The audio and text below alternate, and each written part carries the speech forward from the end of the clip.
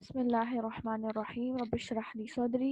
ويسر لي أمري واحلل عقدة من لساني يفقه قولي ربي زدني علما ربي زدني علما ربي زدني علما اللهم فقهني في الدين اللهم إني أسألك علما نافعا وعملا متقبلا ورزقا طيبا اللهم إني أعوذ بك من علم لا ينفع ومن قلب لا يخشع ومن نفس لا تشبع ومن دعوة لا يستجاب لها اللهم فقهني في الدين اللهم فقهني في الدين اللهم فقهني في الدين اللهم آت حكمة ورشدا اللهم آت حكمة ورشدا اللهم آت حكمة ورشدا بسم الله الرحمن الرحیم السلام علیکم ورحمۃ اللہ وبرکاتہ۔ سب سے پہلے ہم آغاز کریں گے دعا اور ذکر سے۔ بسم اللہ الرحمن الرحیم۔ السلام علیکم۔ آج کا ہمارا ذکر ہے سورہ بقرہ کی آخری دو آیات۔ ان دونوں آیات کی احادیث میں بہت زیادہ فضیلت ہے۔ نبی صلی اللہ علیہ وآلہ وسلم نے فرمایا، بخاری کی حدیث ہے، جو شخص سورہ البقرہ کی آخری دو آیات رات کو پڑھ لیتا ہے تو یہ اس کو کافی ہو جاتی ہیں۔ بخاری کی حدیث ہے، یعنی ان آیات کی بدولت اللہ تعالیٰ اس کی حفاظت فرماتا ہے، اور یہ پھر ہمیں مختلف نقصانات سے بچاتی ہیں، مثلا چوری، ڈکیتی، جانی نقصان، مالی نقصان، ان سب چیزوں سے ہماری حفاظت کرتی ہے، کیونکہ اللہ تعالیٰ پھر ہماری حفاظت کا ذمہ خود لے لیتا ہے۔ ایک اور حدیث میں آتا ہے، مسلم کی حدیث ہے کہ نبی صلی اللہ علیہ وآلہ وسلم کو معراج کی رات جو 3 چیزیں ملی، ان میں سے ایک سورہ بقرہ کی یہ آخری 2 آیات ہیں، اور آپ صلی اللہ علیہ وآلہ وسلم ان آیات کو رات کو سوتے وقت بھی پڑھا کرتے تھے، اور ان آیات میں بہت ہی خوبصورت دعا ہے، لہٰذا ہمیں بھی ان آیات کو اپنی دعاؤں میں شامل کرنا چاہیے۔ ابن کثیر میں آتا ہے کہ حضرت معاذ رضی اللہ عنہ اس سورت کے خاتمے پر آمین کہا کرتے تھے، لہٰذا ہمیں بھی ان آیات کے پڑھنے کے بعد آمین کہنا چاہیے۔ اب آپ سب میرے ساتھ ایک تھوڑا اس کو پڑھیں۔ آمن الرسول بما انزل الیہ من ربہ والمؤمنون کل آمن باللہ وملائکتہ وکتبہ ورسلہ لا نفرق بین احد من رسلہ وقالوا سمعنا واطعنا غفرانك ربنا وإليك المصير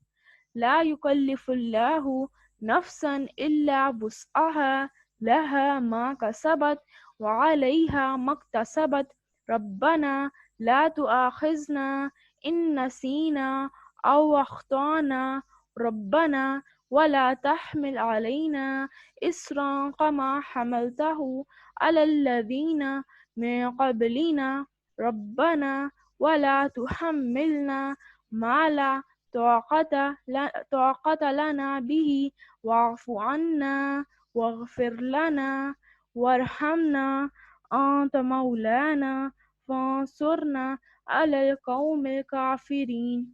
آمین. جزاک اللہ خیر. دعا انشاءاللہ ہم لوگ پھر سنت کے ساتھ ہی کریں گے. بسم اللہ الرحمن الرحیم. آج ہم انشاءاللہ تعالیٰ سورہ نور کی آیت نمبر 27 آنورڈس کریں گے. اور کل ہم لوگوں نے سب سے پہلے جو سورت کا آغاز ہوا ہم نے کہا زنا کا ذکر ہوا اور زنا کی سزا. اس کے بعد پھر ہم نے حضرت عائشہ رضی اللہ عنہ کا واقعہ مکمل پڑھا اور اس سے ہم نے حاصل ہونے والے سبقوں کو پراپرلی دیکھا اور الحمدللہ وہ ہمارا ٹاپک کمپلیٹ ہو چکا تھا. اب آج ہم انشاءاللہ تعالیٰ اور کل میں نے آپ کے لیے ایک سوال چھوڑا تھا کہ زنا کے کون کون سے دروازے ہیں کہ جن سے زنا داخل ہوتا ہے گھروں میں، شخصیت میں اور سوچ میں، اور پھر وہ مجبور کرتا ہے انسان کو عمل کی طرف. تو پھر ڈفرینٹ آپ لوگوں نے آنسرز دیے تھے لیکن میں نے خود آپ کو کوئی ایسا جواب نہیں دیا تھا کیونکہ اب ہماری قرآن کی جو آیات آگے ہم پڑھنے جا رہے ہیں یہ ان سوالوں کے جواب ہمیں دیں گی کہ آخر زنا کے کون سے دروازے ہیں کہ جن کو بند کرنا ہے. اور پھر انشاءاللہ 27 سے آنورڈس انہی چیزوں کا ذکر ہے تاکہ ہم گھریلو زندگی اور ایک معاشی زندگی اور ایک اجتماعی زندگی میں انتہائی ویجیلنٹ ہو کر جئیں اور بڑا ہی احتیاط سے جئیں تاکہ یہ چیزیں کبھی داخل ہو ہی نہ سکیں، ان کی جرات ہی نہ بنے. تو لہٰذا کیونکہ ہم نے کہا کہ زنا کو معاشرے سے مکمل طور پر ایراڈیکیٹ کرنا مقصود ہے تو لہٰذا اب ان تمام دروازوں کا ذکر آگے آئے گا کہ جن کے ذریعے سے شر داخل ہو سکتا ہے، زنا داخل ہو سکتا ہے، لہٰذا ان کو اب بند کرنا ہے. جو دروازے زنا کا سبب بن سکتے ہیں ان کو اب بند کرنا ہے. تو آگے یہاں پر ان کا ذکر آئے گا. آیت نمبر 27 دیکھ لیجئے. بسم اللہ الرحمن الرحیم. یا ایھا الذین آمنوا لا تدخلوا بیوتا غیر بیوتکم. اے ایمان والو اپنے گھروں کے سوا اور گھروں میں نہ جاؤ جب تک کہ اجازت نہ لے لو اور وہاں کے رہنے والوں کو سلام نہ کر لو، یہی تمہارے لیے سراسر بہتر ہے تاکہ تم نصیحت پکڑو. تو لہٰذا اب آگے جو ہے وہ ایسے احکامات لیے جائیں گے جو جن کا اثر دور دور تک ہو. بڑی حکمت کے فیصلے یہ تمام ہیں کہ جن کا عمل دخل ہمیں لگتا ہے کہ نہیں اس سے کیا فرق پڑتا ہے لیکن اس سے فرق پڑتا ہے. ان تمام چیزوں کا ذکر آئے گا. اسی طرح آپ دیکھیں گے اب گھر میں بھی ہر انسان کی اپنی ایک پرائیویسی ہوتی ہے تو لہٰذا کوئی بھی انسان اس کو یہ حق نہیں پہنچتا کہ فوراً وہ گھر میں داخل ہو جائے، کوئی اجازت نہ لے، بلکہ اس کا یہ فرض ہے کہ جب وہ گھر میں داخل ہو تو سب سے پہلے وہ اجازت لے، پھر وہ سلام کرے. کیونکہ جو گھر ہے وہ بنیادی طور پر انسان کی آرام گاہ ہے جس میں انسان بے تکلفی سے رہ رہا ہوتا ہے، اپنے سٹائل میں ہوتا ہے. اور اگر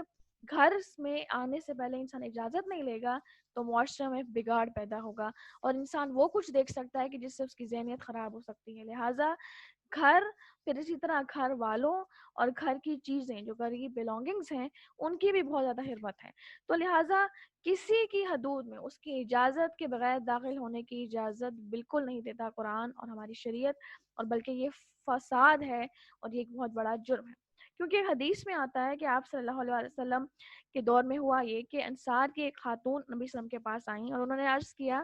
کہ یا رسول اللہ صلی اللہ علیہ وسلم، بعض اوقات میں گھر میں ایسی حالت میں ہوتی ہوں کہ میں نہیں چاہتی کہ مجھے کوئی ایسی حالت میں دیکھے. کبھی تو میرے والد آ جاتے ہیں اور کبھی کوئی اور مرد اہل خانہ میں سے آ جاتا ہے، تو میرے لیے کیا حکم ہے، مجھے کیا کرنا چاہیے؟ تو اس پر یہ آیت اتری، یہ آیت نازل ہوئی کہ خواہ وہ باپ ہو، خواہ بھائی ہو، وہ جب گھر میں داخل ہوگا تو وہ اجازت لے گا. اور یہاں تک کہ اگلی آپ آگے انشاءاللہ پڑھیں گے اسی سورہ نور کی 59 آیت میں یہ بھی پتہ چلتا ہے کہ مخصوص اوقات میں کہ جہاں پر سلیپنگ ٹائمز ہوتے ہیں، جیسے عصر کے بعد کا ٹائم ہوتا ہے، ظہر کے بعد کا ٹائم ہوتا ہے، اسی طرح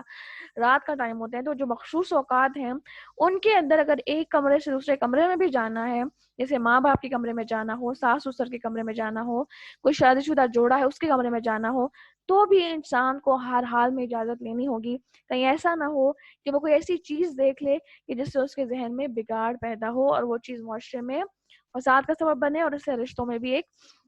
آپ یعنی کہ بگاڑ پیدا ہو. تو لہٰذا اسی لیے پھر اجازت لینے کا حکم دیا گیا. اب سوال، اب میں نے آپ کو بتایا سیناریو، کس سیناریو میں آیت نازل ہوئی، اور آیت یہ نازل ہوئی کہ اے ایمان والو. اور جب بھی کسی آیت کا آغاز یا ایھا الذین آمنوا سے ہوتا ہے، اس میں ایمان والوں کو فوراً ویجیلنٹ ہونے کی ضرورت ہے کہ ان کے لیے وہ حکم آ رہا ہے جو ایمان کا تقاضا ہے. جس طرح ایک چابی کا تقاضا کیا ہے کہ اس کے اندر ڈپریشنز ہوں، ان ڈپریشنز کے بغیر وہ چابی کہلانے کے حق نہیں رکھتی، کیونکہ وہ کھولے گی نہیں لاک. تو بالکل اسی طرح ایمان کے تقاضے ہیں کہ جب ایمان کے تقاضوں کی ڈیمانڈ آتی ہے تو تب اللہ تعالیٰ کہتے ہیں یا ایھا الذین آمنوا. تو یہاں پر یا ایھا الذین آمنوا کہہ کر پکارا جا رہا ہے، اے لوگوں جو ایمان لائے ہو، اپنے گھروں کے سوا اور گھروں میں نہ جاؤ جب تک کہ اجازت نہ لے لو اور وہاں کے رہنے والوں کو سلام نہ کر دو. تو یہ وہ طریقے بتائے گئے ہیں کہ جس کے ذریعے سے انسان کسی کے گھر میں داخل ہو.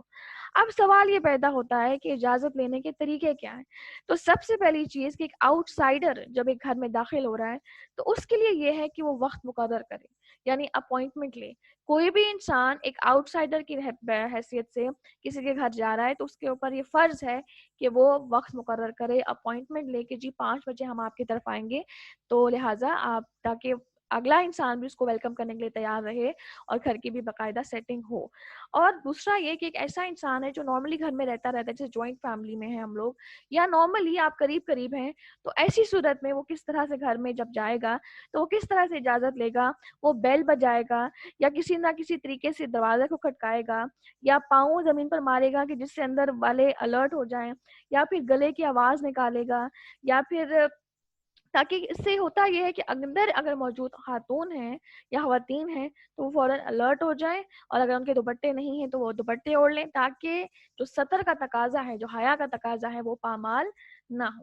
اس کے بعد اجازت لینے کا پہلے طریقہ کیا ہے کہ وقت کو مقرر کرنا ہے، اور پھر جو میں نے ابھی آپ کو طریقے بتائے وہ بھی. پھر اس کے علاوہ جب اجازت لے، جب آپ پہنچ ہی گئے ہیں گھر کی طرف، تو دروازے کے بالکل سامنے نہیں کھڑا ہونا بلکہ ذرا سائڈ پہ ہٹ کے کھڑا ہونا ہے، تاکہ اگر کوئی انسان تاکہ بالکل اس کے اوپر نظر نہ پڑے جو دروازہ کھولنے آ رہا ہے. تو لہٰذا تیسرا کیا طریقہ ہے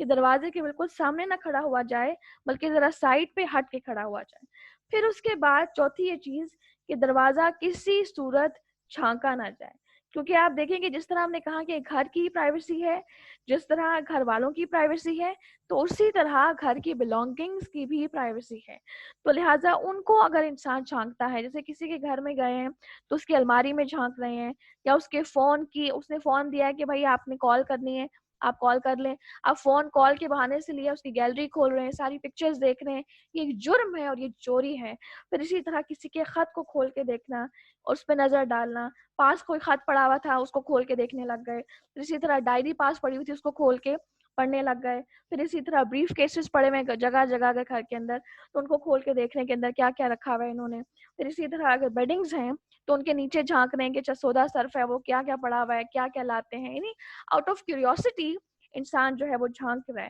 یہ جو جھانکنا ہے یہ ایک بہت بہت بڑا جرم ہے، کیونکہ اس سے دوسرے کی پرائیویسی جو ہے وہ پامال ہوتی ہے. اور اس کے بارے میں حدیث میں آتا ہے کہ آپ صلی اللہ علیہ وسلم نے فرمایا کہ جس نے اپنے بھائی کی اجازت کے بغیر اس کے خط پہ نظر دوڑائی، خط کو آپ فون بھی امیجن کر سکتے ہیں، جس نے اپنے بھائی کی اجازت کے بغیر اس کے خط پر نظر دوڑائی گویا کہ اس نے آگ میں جھانکا. کوئی شخص خود کیسے آگ میں جھانک سکتا ہے، لیکن ایسی صورت میں انسان جو کہ چوری کر رہا ہے تو وہ آگ میں جھانکنے والوں میں سے ہے. تو لہٰذا جس طرح میں نے آپ کو بتایا کہ گھر کی حرمت ہے، گھر والوں کی حرمت ہے، اسی طرح گھر کی بلانگنگز کی بھی حرمت ہے. اسی طرح کیا ہوتا ہے کہ بعض اوقات اس میں یہ بھی شامل ہے کیونکہ جھانکنا بالکل نہیں، دروازے میں جھانکنا تو بہت بڑا جرم ایون گھر کے اندر جا کے بھی چیزوں کو نہیں جھانک سکتے کہ میک اپ کھول کے چیک کریں، اچھا برانڈ کون سا ہے، اچھا کون سا نمبر ہے، چلو میں بھی یوز کر لوں، اس کی اجازت کے بغیر کوئی جرت نہیں کی جا سکتی۔ پھر اسی طرح کھول کھول کے چیزوں کو دیکھنا، دراز کھولنا، پھر اسی طرح کھانے کا برتن ڈھکا ہوا تھا اس کو کھول کے دیکھنے اندر کون سا کھانا پڑا ہوا ہے، یعنی کہ اسی طرح فریج کھول کھول کے دیکھنا کہ بھائی اندر کیا چیزوں نے رکھا ہوا ہے۔ اس سے کیا ہوتا ہے کہ آپ اجازت کے بغیر آؤٹ آف کیوریوسٹی یہ چیزیں دیکھ رہے ہیں، یہ کام کر رہے ہیں۔ جب وہ بندہ ایک دم سے آپ کے پاس آئے گا تو چونکہ آپ اجازت کے بغیر وہ کام کر رہے ہیں تو ایک دم سے آپ کا سانس پھول جائے گا، یا وہ کہتے ہیں نا طرح نکل گیا، شوق۔ اور اس سے کیا ہوگا کہ تعلقات کے اندر بہت زیادہ بگاڑ آتا ہے، بہت زیادہ، اور وہ جو ایک محبت اور رسپیکٹ تھی آپ کی، آپ اس کے دل میں آپ کے لیے، وہ ختم ہونے لگتی ہے، اور یہ ایسا ہوتا ہے۔ تو لہٰذا یہ جو جرم ہے ان کا خیال بہت زیادہ رکھنا ضروری ہے، جن کو ہم بہت معمولی سمجھتے ہیں لیکن شریعت ان کو جرم کہتی ہے۔ پھر اسی طرح ایک اور حدیث میں آتا ہے کہ ایک شخص نبی صلی اللہ علیہ وسلم سے پوچھا کہ کیا میں اپنی ماں کے پاس جاتے ہوئے بھی اجازت طلب کروں؟ تو اس نے یہ بھی کہا کہ میرے سوا ان کی خدمت کرنے والا کوئی بھی نہیں، اور کیا ہر بار میں اجازت طلب کروں؟ تو آپ صلی اللہ علیہ وسلم نے فرمایا کہ کیا تم پسند کرتے ہو کہ اپنی ماں کو برہنہ دیکھو؟ یعنی ایسا بھی تو ہو سکتا ہے کہ اس نے دوپٹہ اتار رکھا ہو، یا لباس باریک ہو، یا خدا نخواستہ گلا ڈیپ ہو، تو لہٰذا بلا اجازت آپ ایک دم سینٹر ہو جائیں گے تو اس سے کیا ہوگا کہ ایسی قابل سطح چیزوں پہ نظر پڑ جائے گی کہ جس سے ذہنیت انسان کی خراب ہوتی ہے۔ تو لہٰذا ماں کے پاس جانے سے پہلے بھی اس شخص کو کہا جا رہا ہے کہ ایک دفعہ دروازہ کھٹکا دینا، کھنگار لینا، کوئی طریقہ اڈاپٹ کر لینا کہ اندر جو ماں ہے وہ ذرا الرٹ ہو جائے، تھوڑا سنور جائے، اپنی جو اسٹیٹ ہے اس کو سیریس، اپنی اسٹیٹ کو سیدھا کر دے۔ اسی طرح حضرت عبداللہ بن مسعود رضی اللہ عنہ کہتے ہیں کہ اپنی ماں بہن کے پاس بھی جاؤ تو اجازت لے کر جاؤ، یعنی ماں بہن کی جو درجے ہیں تو محرم رشتے ہیں، لیکن ان کے پاس جانے سے پہلے بھی اجازت لینی ہے۔ اس سے ایک بہت بڑا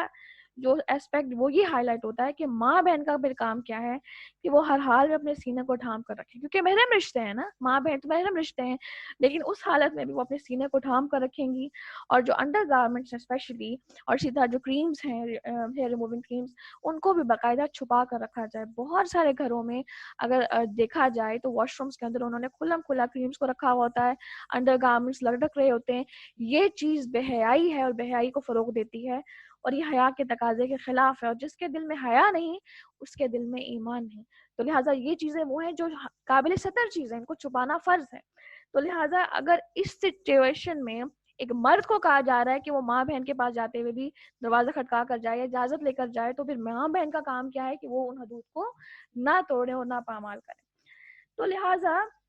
لیکن ایمرجنسی کی جب سچویشن ہے، اب چونکہ یہ ایکسیپشن آ گئی ہے، تو یہاں پر اس سچویشن کے اندر انسان جو ہے وہ اجازت نہیں طلب کرے گا، بلکہ اس کو بچانے کے لیے وہ سیدھا اندر جائے گا اور دیکھے گا کہ حالات کیا ہیں۔ اسی طرح آپ دیکھیں کہ نبی صلی اللہ علیہ وسلم کا کیا طریقہ تھا۔ ان کا یہ معمول تھا کہ 3 مرتبہ آپ صلی اللہ علیہ وسلم اجازت طلب فرماتے تھے، اور اگر کوئی جواب نہیں آتا تھا تو آپ صلی اللہ علیہ وسلم واپس لوٹ جاتے تھے۔ ہمارا یہ ہوتا ہے کہ اگر ہم کہیں چلے گئے، جب تک اگلے نے کھولا نہیں تو ہم دروازے کو پیٹتے رہیں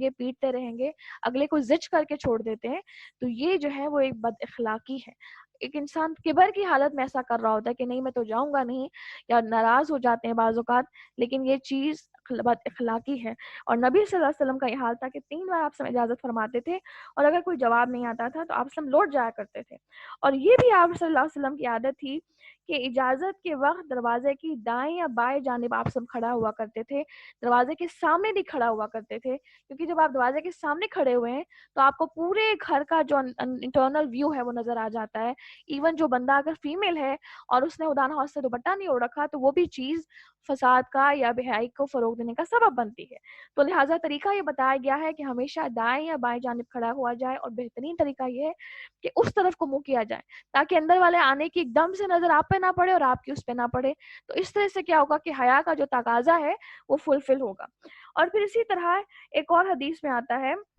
کہ نبی صلی اللہ علیہ وسلم جب اسلام کو جب بتایا گیا کہ ایک شخص نے بتایا کہ میں دروازہ کھولنے کے لیے جا رہا تھا، مگر سامنے والا انسان دروازے کو چھانک رہا تھا تو میں نے اس کی آنکھ پھوڑ دی، تو آپ صلی اللہ علیہ وسلم نے فرمایا کہ تم پر کوئی گناہ نہیں۔ یہ بخاری کی روایت میں آپ کو بتا رہی ہوں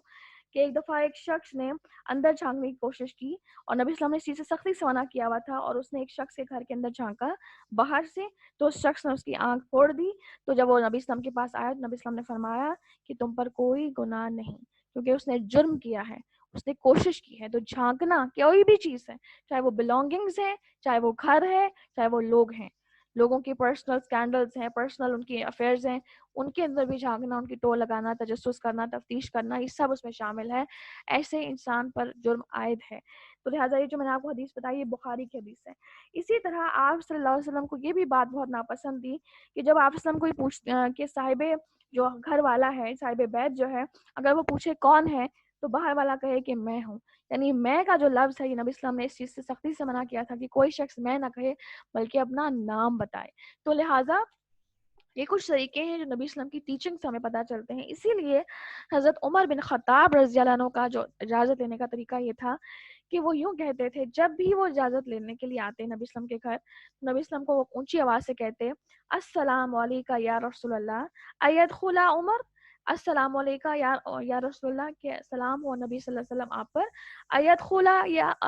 ایدخل عمر، کیا عمر داخل ہو سکتا ہے. اور کیونکہ نبی اسلام نے یہ بات تاکید سے سکھائی ہوئی تھی کہ جو بھی گھر میں داخل ہونے کی اجازت دے گا وہ اپنا نام بتائے گا، آنا نہیں کہے گا، یعنی میں ہوں. تو لہٰذا یہ کہنا کہ کون ہے تو میں ہوں. اب میں کون ہوں، لہٰذا نام بتانا بہت ضروری ہے. یہ بھی اجازت لینے کے تقاضوں میں شامل ہے.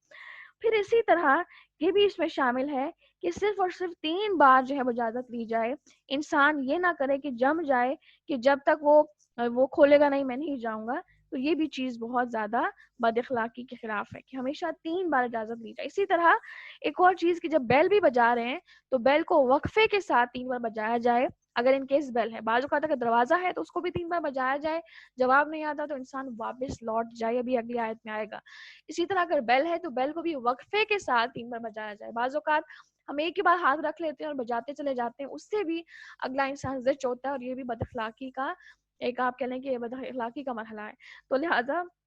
پھر اسی طرح اگر فون کر رہے ہیں کسی کو تو فون کے وقت بھی ہمیں کیا کرنا ہوگا کہ 3 بار اگر ہم کر رہے ہیں کہ کسی انسان سے بات کرنی ہے لیکن وہ نہیں اٹھا رہا، دوسری بار ہم کریں گے، نہیں اٹھا رہا تیسری بار ہم کریں گے، لیکن اس میں بھی وقفہ ہوگا. تو لہٰذا تاکہ اگلا انسان اگر ان کیس وہ نہیں بات کرنا چاہ رہا تو وہ چیز بھی ثابت ہو جائے. 3 سے زیادہ بار ریپیٹیشن نبی صلی اللہ علیہ وسلم نے ہمیں تعلیمات میں نہیں سکھائی، اور یہ قرآن کے نزدیک بھی چیز بد اخلاقی کے زمرے میں آتی ہے. پھر اسی طرح صحابہ کرام کا کیا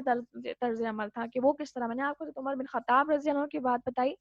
اور صحابہ کرام کا طرز عمل تھا کہ وہ انگلیوں کے پوروں کے ساتھ جو ہے وہ نبی اسلام کی، یا پھر انگلیوں کے پوروں کے ساتھ یا پھر ناخن کے ساتھ جو ہے وہ نبی اسلام کا دروازہ کھٹکایا کرتے تھے تاکہ آواز بھی اندر چلی جائے اور کوئی انسان جو ہے وہ ڈسٹرب نہ ہو یا اریٹیٹ نہ ہو. اب انگلیوں کے پوروں کے ساتھ کس طرح سے کہ اگر ایون ناخن کے ساتھ بھی آپ پٹکاتے ہیں تو آواز چلی جاتی ہے، لیکن اس کے اندر بھی یہ ہے کہ وہ اریٹیٹنگ آواز نہیں ہوتی. لیکن جب بیل ہے تو بیل کو پھر اس طریقے سے کیا جائے کہ اندر کا اگر مریض ہے تو وہ مریض جاگ نہ جائے یا اس کے لیے وہ اریٹیشن کے سبب نہ بنے. پھر اسی طرح نبی صلی اللہ علیہ وسلم کا اپنا طریقہ کیا تھا کہ ابو داؤد اور مسند احمد کی روایت میں آتا ہے کہ ایک بار آپ صلی اللہ علیہ وسلم حضرت سعد بن عبادہ رضی اللہ عنہ کے گھر گئے تو آپ صلی اللہ علیہ وسلم نے السلام علیکم ورحمۃ اللہ کہا، اور پھر آپ صلی اللہ علیہ وسلم نے 2 بار اجازت طلب کی، لیکن اندر سے کوئی جواب نہیں آیا. آپ نے تیسری بار پھر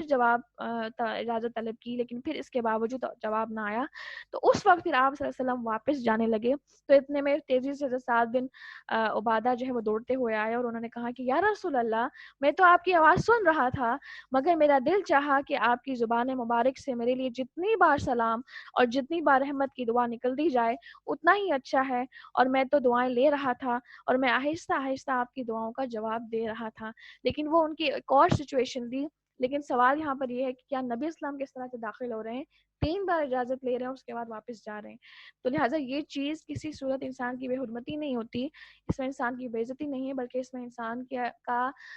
با اخلاق ہونے کا ایک بہت بڑا تقاضا یہاں پر نظر آتا ہے. تو یہاں پر پھر سب سے پہلی کیا بتائی جا رہی ہے کہ زنا کے دروازوں کھولنے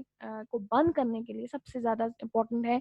کہ گھروں کی پرائیویسی کا خیال رکھا جائے، گھروں کی بلونگنگز، گھروں کے اندر موجود چیزوں کی پرائیویسی کا خیال رکھا جائے، اور گھر کے جو اندر افراد ہیں ان کی پرائیویسی کا خیال رکھا جائے. اس لیے کہا جا رہا ہے کہ ایک کمرے سے دوسرے کمرے میں بھی جا رہے ہو تو اجازت طلب کی جائے. تو لہٰذا اے ایمان والو اپنے گھروں کے سوا اور گھروں میں نہ جاؤ جب تک کہ اجازت نہ لے لو، اور وہاں کے رہنے والوں کو سلام نہ کر لو، اور یہی تمہارے لیے سراسر بہتر ہے، یعنی یہ تمہارے لیے بہت زیادہ بہتر ہے، کیونکہ اس کے اندر تمہارے لیے پاکیزگی ہے، نفس کی پاکیزگی ہے، اور تاکہ تم نصیحت حاصل کرو۔ اور اگر وہاں تمہیں کوئی بھی نہ مل سکے تو پھر اجازت ملے بغیر اندر نہ جاؤ، یعنی اگر ہوتا کیا ہے کہ آپ دروازہ کھٹکا رہے ہیں مگر اس سے کوئی جواب نہیں آ رہا،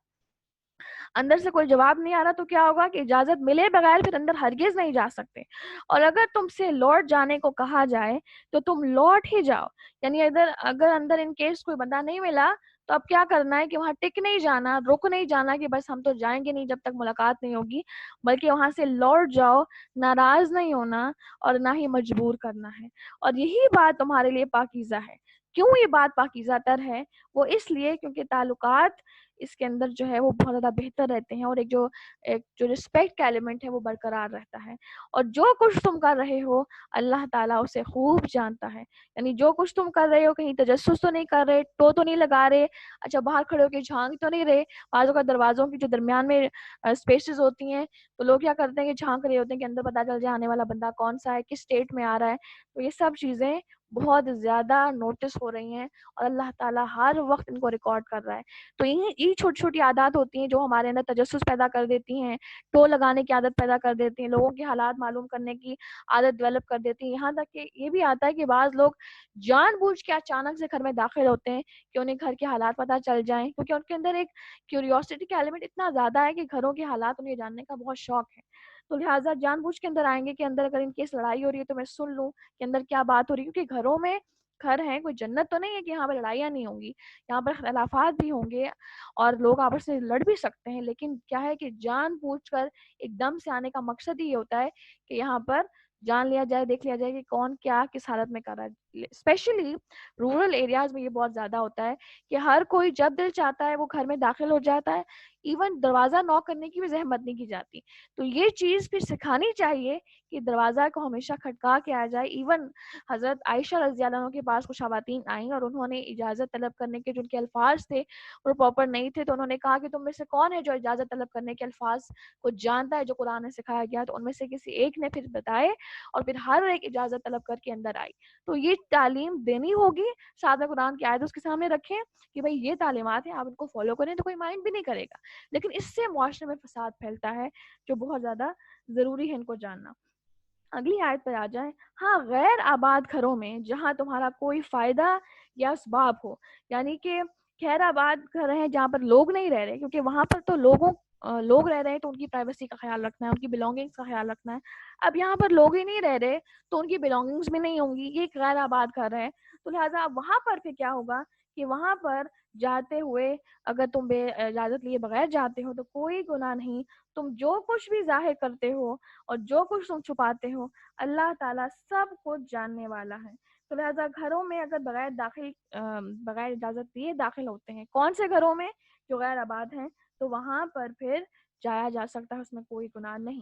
اب اگلا حکم آ رہا ہے، پہلا دروازہ ہے کہ گھر میں اندر داخلہ، کیونکہ آپ دیکھیں کہ بعض اوقات جوائنٹ فیملیز میں بھی یہ ہوتا ہے کہ بہت سارے لوگ جو ہے وہ ایک ساتھ خاندان میں رہ رہے ہوتے ہیں، گھر میں رہ رہے ہوتے ہیں، اور وہاں پر اپارٹمنٹس بھی نہیں ہوتی، ایک ہی گھر کے اندر ڈفرینٹ کمروں میں لوگ رہ رہے ہوتے ہیں، اب ویسی سچویشن میں ہر انسان دوسرے کا نامحرم ہے، تو اس سچویشن میں پھر کیا کرنا ہوگا کہ دوسرا انسان جب بھی آئے گا تو وہ دروازہ کھٹکا کر آئے گا تاکہ گھر کے اندر موجود خواتین فوراً سے الرٹ ہو جائیں، کیونکہ اگر ایسا نہیں ہوگا تو کسی کے قابل 70 چیز جگہ پر نظر پڑ گئی تو وہ ذہنیت کو خراب کرتی ہے اور وہ معاشرے میں بگاڑ پیدا کرتی ہے، تو پہلا دروازہ بند کیا گیا کہ اجازت لے کر گھر میں داخل ہونا ہے۔ اب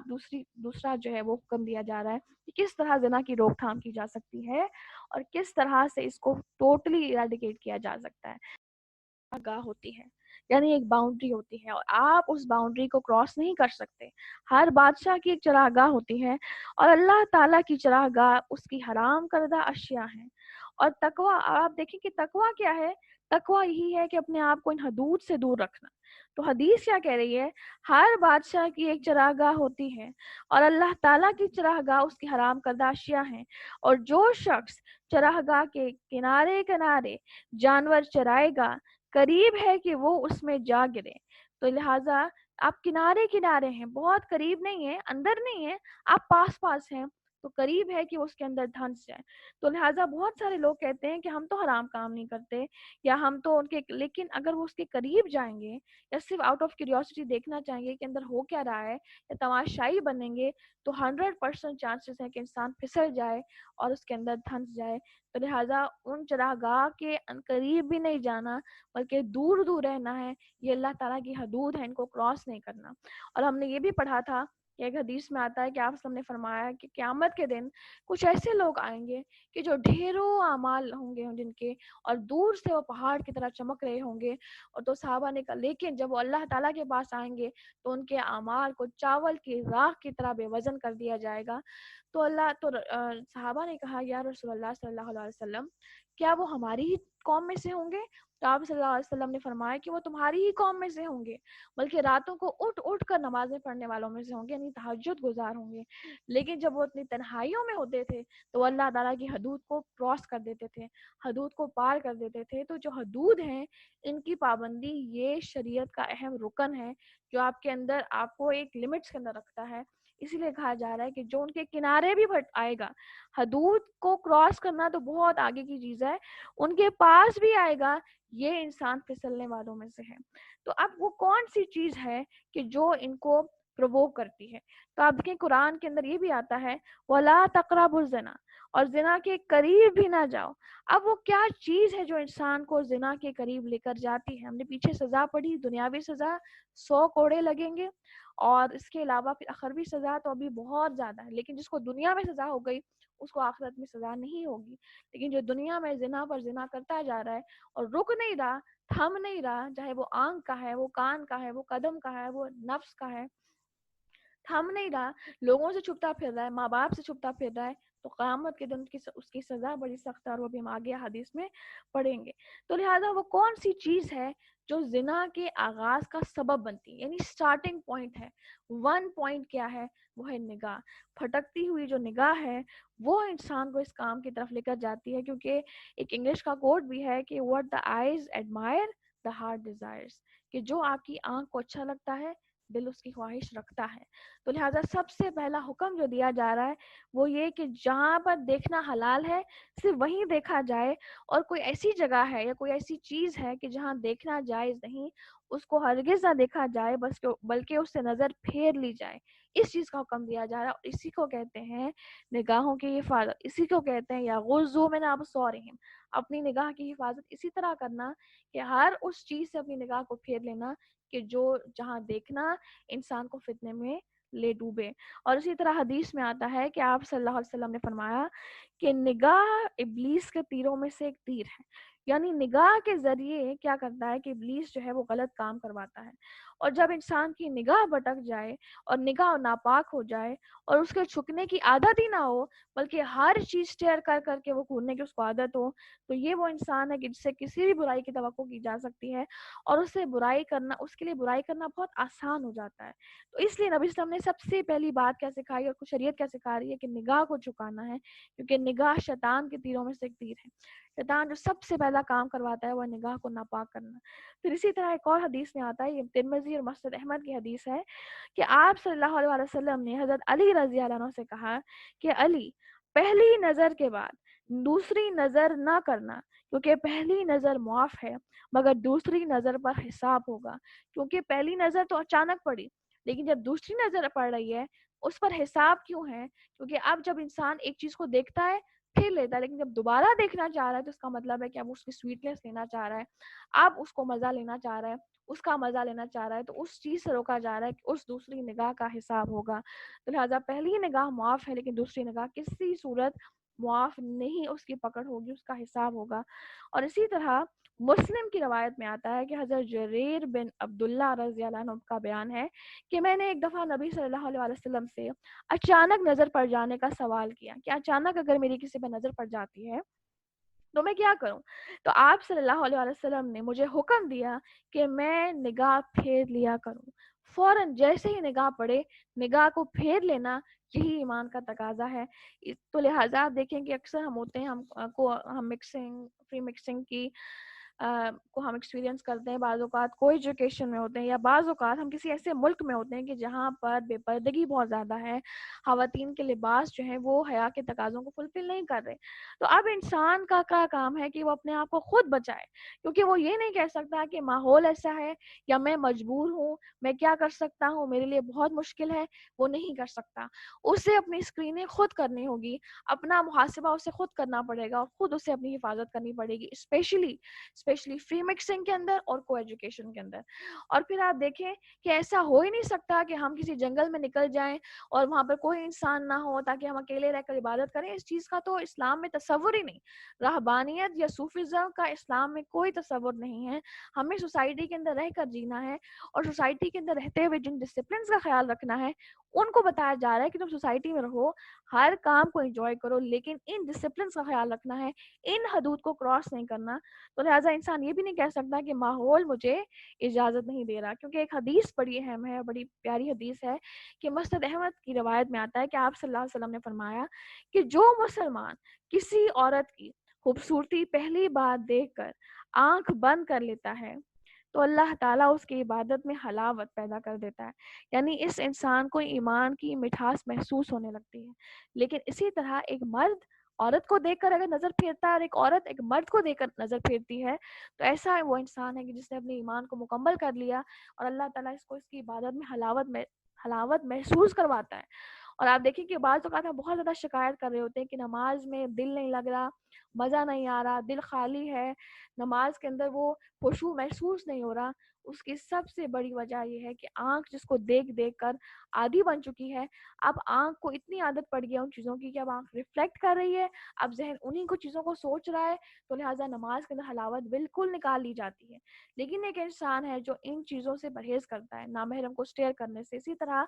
جتنی بھی ایسی چیزیں ہیں جو انسان کو حرام کی طرف لے کر جا سکتی ہیں اور وہ ان کی طرف دیکھ کر فوراً نگاہ کو پھیر لیتا ہے، یہ وہ انسان ہے کہ جس کا ذہن اگر سوچتا بھی ہے تو پازیٹیو سوچتا ہے، پاک سوچتا ہے، اس کا نفس کے تزکیے کے لیے بڑا امپورٹنٹ فیکٹر یہ رول پلے کرتا ہے. تو یہ وہ انسان ہے کہ جس کو اللہ تعالیٰ سویٹنس آف ایمان دیتے ہیں، اور جس کو سویٹنس آف ایمان مل جاتی ہے اس کا دل ہمیشہ سکون سے بھرا رہتا ہے، وہ ہمیشہ مطمئن رہتا ہے، ہمیشہ اس کا دل توقع سے بھرا رہتا ہے. تو لہٰذا یہ نبی صلی اللہ علیہ وسلم نے طریقہ بتایا کہ اگر نماز کے اندر، عبادت کے اندر حلاوت چاہیے تو نگاہ کی حفاظت ضروری ہے، نگاہ کا جھکانا بہت ضروری ہے.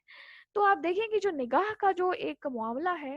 یہ انسان اور اللہ تعالیٰ کے درمیان ہے، کیونکہ کسی کو نہیں پتا کہ ہم کس کو دیکھ رہے ہیں، کہاں دیکھ رہے ہیں، یا اس کو دیکھ کر ہمارا دل کیا سوچ رہا ہے، دل پر کیا گزر رہی ہے، یا کون ایسا انسان ہے جو نگاہوں کو بچا رہا ہے. کوئی بھی نہیں جانتا. ہم میں سے کون یہ جانتا ہے کہ ہاں یہ انسان ہے جو نگاہ کی بڑی حفاظت کرتا ہے اور یہ وہ انسان ہے جو ہر ایک کو اسٹیئر کرتا ہے. شاید ہم کچھ لوگوں کے بارے میں پتہ چل جاتا ہے لیکن زیادہ تر لوگوں کے بارے میں نہیں پتہ چلتا، کیونکہ یہ جو معاملہ ہے یہ انسان اور اللہ تعالیٰ کے درمیان میں ہے. تو اسی لیے اللہ تعالیٰ بار بار اس آیت کو کنکلوژن میں آپ دیکھیں کہ یہی ان کے لیے پاکیزہ ہے، اور لوگ جو کچھ کریں گے اللہ تعالیٰ سب سے باخبر ہے. یعنی اللہ تعالیٰ نے یہ نہیں کہا کہ تم یاد رکھنا تمہیں نگاہوں کو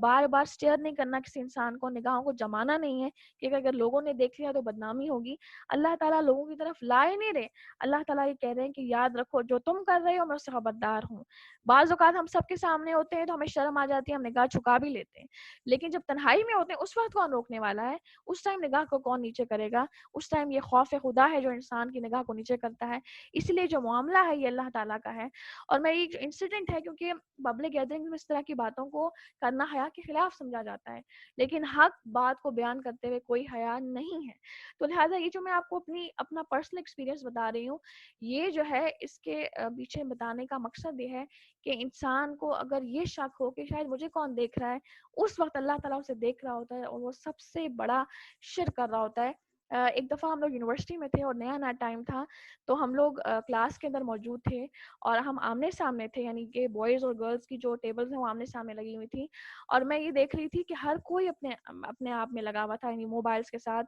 لیکن میں نے دیکھا کہ ایک ٹیبل پر جو لڑکا تھا دوسری طرف لڑکی تھی، اور جو لڑکی تھی وہ دیکھ رہی تھی اس کو، یعنی کہ وہ دیکھتی تھی پھر جھکاتی تھی اپنی نظر، اور لڑکا کا بھی یہی سین تھا، اور یہ ادھر سے پکچر اس کی بنا رہا تھا، یہ اس کی ادھر سے وہ اس کی پکچر بنا رہا تھا. اور پھر جب میں نے اس سیناریو کو دیکھا اور پھر میں نے دیکھا کہ کوئی انسان انہیں نہیں دیکھ رہا تھا، یہ چیز انہیں مزید اس نے اس عادت میں، اس بات میں ان کو مزید پختگی دی کہ اب مجھے کون دیکھ رہا ہے, ہمیں کون دیکھ رہا ہے, لہٰذا ہم اپنا کام کر لیں. اس نگاہ کے اندر انہوں نے اپنا سارا کام کر لیا. اور یقین کریں کہ وہاں سے اندازہ ہوا کہ شاید انسان کو جو چیز نڈر بناتی ہے وہ یہ کہ لوگوں کا خوف, کہ لوگ مجھے نہیں دیکھ رہے تو میں جو مرضی چاہوں کروں. تو یہاں پر اللہ تعالیٰ اس بات کو کلیئر کرنا چاہ رہے ہیں کہ تمہیں لگتا ہے کہ تمہیں کون دیکھ رہا ہے, تمہیں میں دیکھ رہا ہوں, میں تمہاری ریکارڈنگ کر رہا ہوں, اور پوری کی پوری ریکارڈنگ CCTV فوٹیج کے طرح تمہارے سامنے آئے گی, اور تم اس دن چھپتے پھرو گے, مگر اس دن کون چھپے گا, کیونکہ زمین کو تو فلیٹ کر دیا جائے گا, اب بھاگو گے بھی تو کہاں بھاگو گے. لہٰذا ایسی صورتحال میں کہ جب انسان کو پتا ہو کہ یہاں پر کوئی بھی نہیں مجھے دیکھ رہا, وہاں پر نظر جھکانا فرض ہے اس کے اوپر, کیونکہ وہاں پر اللہ اس کو دیکھ رہا ہے. تو لہٰذا یہ چیز بہت امپورٹنٹ ہے کہ جو نگاہ کا معاملہ ہے سارا انسان اور اللہ کے درمیان میں ہے, اس کا تعلق لوگوں سے نہیں ہے. اب اس کے اندر ایک چیز بڑا سمجھنا ضروری ہے کہ یہ نہیں کہا جا رہا کہ ہر وقت سر کو نیچے رکھنا ہے اور ہر وقت گردن بس نیچے رکھنی ہے, کسی کو نہیں دیکھنا, کسی سے بات نہیں کرنی, بلکہ اس بات سے منع کیا جا رہا ہے کہ اسٹیئر نہیں کرنا, گھورنا نہیں ہے. اور یہی چیز بتائی جا رہی ہے. اور اگر آپ دیکھ بھی رہے ہیں, اگر آپ سامنے چل بھی رہے ہیں تو آپ نظر جھکا کر یعنی گردن جھکا کر نہیں چل سکتے. کوئی بھی ٹھوکر لگے گی, آپ کا منہ ٹوٹے گا, الٹا وہ جو معاشرے میں ایک تماشا بنے گا. بتایا جا رہا ہے کہ جب آپ چل رہے ہیں تو اسٹیئر نہیں کرنا کسی چیز پر, اور دیکھنا بھی ہے تو ایک خاص اینگل پر دیکھنا ہے. یعنی کہ یہ نہیں ہے کہ آپ ایک انسان کو کانسٹنٹلی گزرتے ہوئے نظریں پڑیں گی, بعض اوقات انسان پہچان بھی رہا ہوتا ہے کہ اچھا یہ وہ بندہ ہے, اچھا یہ وہ بچی ہے, تو انسان پہچان رہا ہوتا ہے. اس چیز سے منع نہیں جا رہا کہ نگاہ آپ کی پڑے گی, لیکن ایک خاص اینگل پر انسان نگاہ رکھے اور ساتھ ساتھ چلتا جائے. لیکن جب بات وہاں پر خراب ہوتی ہے اور انسان خود جان رہا ہوتا ہے کہ ہاں یہاں اب بات خراب ہو رہی ہے, اور وہ ہے کہ کانسٹنٹلی اسٹیئر کرنا, دوسری نگاہ ڈالنا. پہلی نگاہ پڑی وہ پہچاننے کے لیے پڑی, لیکن دوسری نگاہ میں پہچان نہیں رہے بلکہ آپ لطف اٹھا رہے اپنے لشٹ کا, تو یہاں پر اس چیز سے بہت زیادہ روکا جا رہا ہے. اور کیوں اللہ تعالیٰ نے اتنی ریپیٹیشن کی ہے کہ مردوں کو الگ سے کہا ہے اپنی نظروں کی حفاظت کرو, اور اگلی آیت میں عورتوں کو الگ سے کہا ہے کہ اپنی نظروں کو چکا کر رکھو, کیونکہ یہ سارا کھیل ہی نظر کا ہے. نظر اگر پاک ہو جائے تو انسان کا دل ایمان کی حلاوت محسوس کرتا ہے, اور یہ ایکسپیرینس کی بات ہے, یہ اپنے ایکسپیرینس کی بات ہے. آپ یقین کریں کہ جو نیا ڈرامہ ہے اس کا نام کیا ہے, ارطغرل, جو بھی ہے اس کا نام, ٹرکش سیریز ہے یہ. تو جب یہ سٹارٹ ہوئی تو فرسٹ ڈے, کیونکہ یہ بہت فیمس ہے, تو فرسٹ ڈے جب میں نے دیکھا اس کو تو اس کے کیریکٹرز اتنے زیادہ وہ خوبصورت ہیں کہ اس چیز نے مجھے ایسا لگا کہ ایک دم سے میرا ایمان جو ہے وہ بالکل ہل کے رہ گیا ہے. اور میں نظر کو جھکانے کے قابل ہوں نہ میں اس کو اسٹیئر کرنے کے قابل ہوں, تو اگر میں نظر جھکائے رکھوں گی تو میں ڈرامہ کیا دیکھوں گی, تو مجھے کچھ سمجھ نہیں آئے گا. اس چیز سے مجھے میرے دل میں خیال آیا کہ شاید یہ چیز غلط ہے, کہ نو میٹر اس میں میسج بہت اچھا دیا جا رہا ہے, لیکن یہ چیز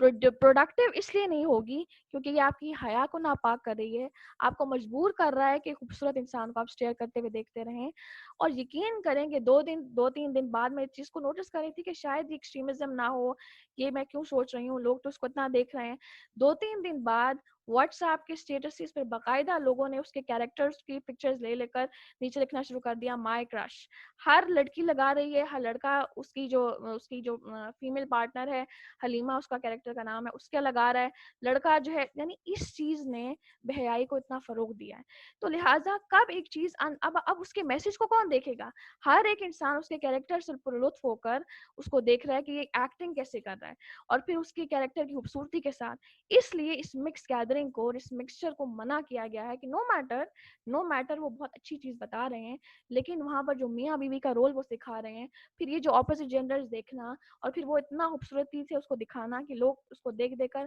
ایڈمائر کریں, اور پھر اصل میں اس کو امیجن کریں, یہ سب چیزیں برائی کے دروازے ہیں, اور یہ آنکھوں کے زنا کا سبب بنتی ہیں, آنکھوں کا زنا کا سبب بنتی ہیں. تو لہٰذا حدیث میں آتا ہے کہ نبی صلی اللہ علیہ وسلم خطبہ حجۃ الوداع کے موقع پر جب لوگوں کو مختلف مسائل بتا رہے تھے, آپ کو یہ پتا ہوگا کہ نبی اسلام نے جب لاسٹ حج کیا تھا تو ایک سرمن دیا تھا, اور وہ سرمن جو ہے وہ دنیا کا سب سے بہترین سرمن ہے, جس میں اللہ آپ سلام نے ہر کیٹیگری, ہر اسٹریٹا سے بلانگ کرنے والے انسان کے حقوق, اس کے رائٹس کو پرومیننٹ کیا اس ٹائم پہ. تو لہٰذا نبی اسلام خطبہ حجۃ الوداع کے موقع پر مختلف مسائل کا ذکر کر رہے تھے,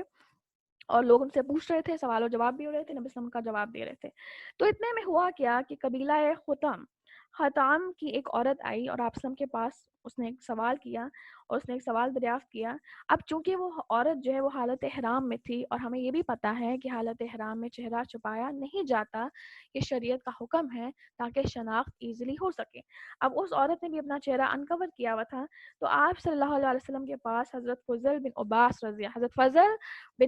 رضی اللہ عنہ تھے, اور آپ جو آپ کے چچا کے بیٹے تھے. تو آپ سب نے دیکھا کہ حضرت فضل بن عباس رضی اللہ عنہ اس عورت کو دیکھ رہے ہیں, اور وہ عورت کیونکہ وہ انکورڈ تھی, اس کا چہرہ انکورڈ تھا, تو وہ عورت جو ہے حضرت فضل بن عباس رضی اللہ عنہ کو دیکھ رہی ہے. تو آپ سب نے فوراً اندیشہ محسوس کیا اور فوراً اپنے حضرت فضل بن عباس کا چہرہ پکڑا اور ان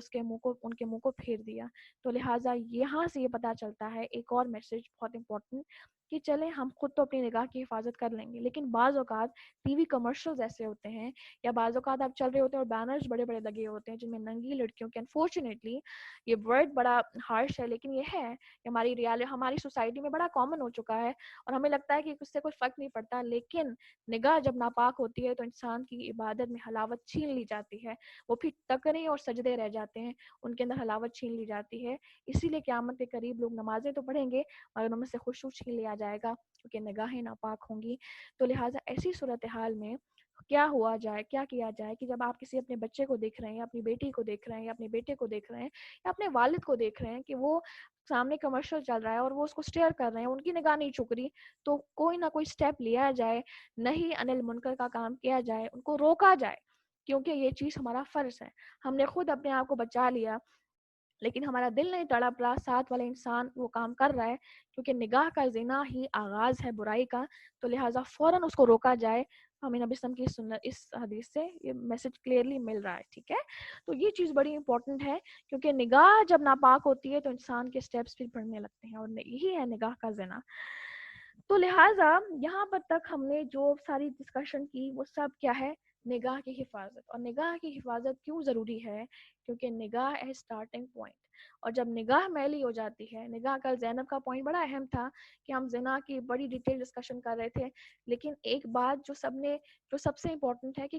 کس چیز نے اس کو پرووک کیا اس آدمی کا کیسا جرم تھا کہ جو فائنل سٹیپ تک آ گیا, وہ تھا نگاہ سے شروع ہوا کام. نگاہ سے کام شروع ہوتا ہے, پھر آہستہ آہستہ تھاٹس بنتی ہیں, پھر آہستہ آہستہ انسان کی میٹنگز ہونے لگتی ہیں, میسیجز چٹ چیٹنگ ہونے لگتی ہے, اور پھر کام اینڈ تک آتا ہے. آپ جس سٹیپ کو فالو کر رہے ہیں وہ انسان زنا کے سٹیپ کو فالو کر رہا ہے, اسی لیے نگاہ کے زنا کو پہلے روکا گیا. اور اللہ تعالیٰ حق بات کرتے ہوئے کوئی نہیں شرماتا, اس لیے اس آیت میں اللہ تعالیٰ نے دوسری آیت میں فوراً عورتوں کو حکم دیا. اب نگاہ کی حفاظت مسلمان مردوں کو کہا جا رہا ہے, مسلمان مردوں سے کہہ دیجئے کہ اپنی نگاہوں کو نیچی رکھیں اور اپنی شرمگاہوں کی حفاظت کریں, یعنی کہ شرمگاہ کو ڈھانپ کر رکھنا, اور دوسرا یہ کہ حرام کاموں سے بچتے رہنا, جس میں ہومو سیکشوالٹی آ جاتی ہے, جس میں زنا آ جاتا ہے. تو لہٰذا اب کیا ہے کہ پرائیویٹ پارٹس کی حفاظت میں کیا کیا چیزیں شامل ہیں, یہ بڑا امپورٹنٹ ہے. اور میں نے آپ کو کل بھی یہ چیز بتائی تھی کہ آپ نے ان چیزوں کو اپنے پاس نوٹ ڈاؤن کرنا ہے, اور جو آپ میں سے تفسیر کر رہے ہیں ان کے لیے میرا پیغام ہے کہ جب ہم نیکسٹ ٹائم تفسیر کریں گے تو اس ٹائم آپ کو اتنی ڈیٹیل نہیں کروائی جائے گی, کیونکہ اس ٹائم پوری محنت آپ کے ساتھ کی جا رہی ہے.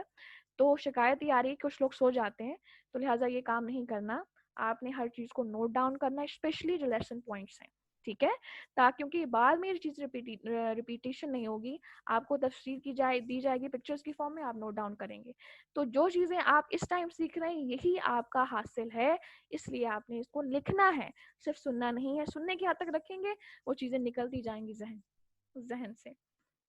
جزاک اللہ خیر. تو اب اگلی آیت, اس آیت کا سیکنڈ پارٹ دیکھیں کہ اور اپنی شرمگاہوں کی حفاظت رکھو, حفاظت کرو. تو شرمگاہ کی حفاظت میں کیا کیا شامل ہے, اس کے اندر سب سے پہلی چیز ہے کہ ایسا لباس نہ پہنا جائے کہ جس سے سطر کو کھلنے کا خدشہ ہو. یعنی کہ بعض اوقات آپ دیکھیں گے دھوتی ہوتی ہے, یا پھر بعض ایریاز میں, کیونکہ ہر ایریا کا جو ویئرنگ سٹائل ہے وہ ویری کرتا ہے, ہر ملک کا اور ہر ایریا کا. تو اگر دھوتی یا اس طرح کا کوئی لباس ہے تو اس کو ٹائٹ باندھا جائے. اس طرح کا پینٹ پہن رہے ہیں تو پینٹ کا جو بیلٹ ہے اس کو ٹائٹ رکھا جائے, زپ ہے تو اس کو ٹائٹ رکھا جائے کہ خدشہ نہ ہو کہ وہ کھلے. یا بعض اوقات ایسا بھی ہوتا ہے کہ اگر ہم کیونکہ یہ تعلیمات ہم آئے ہیں نا,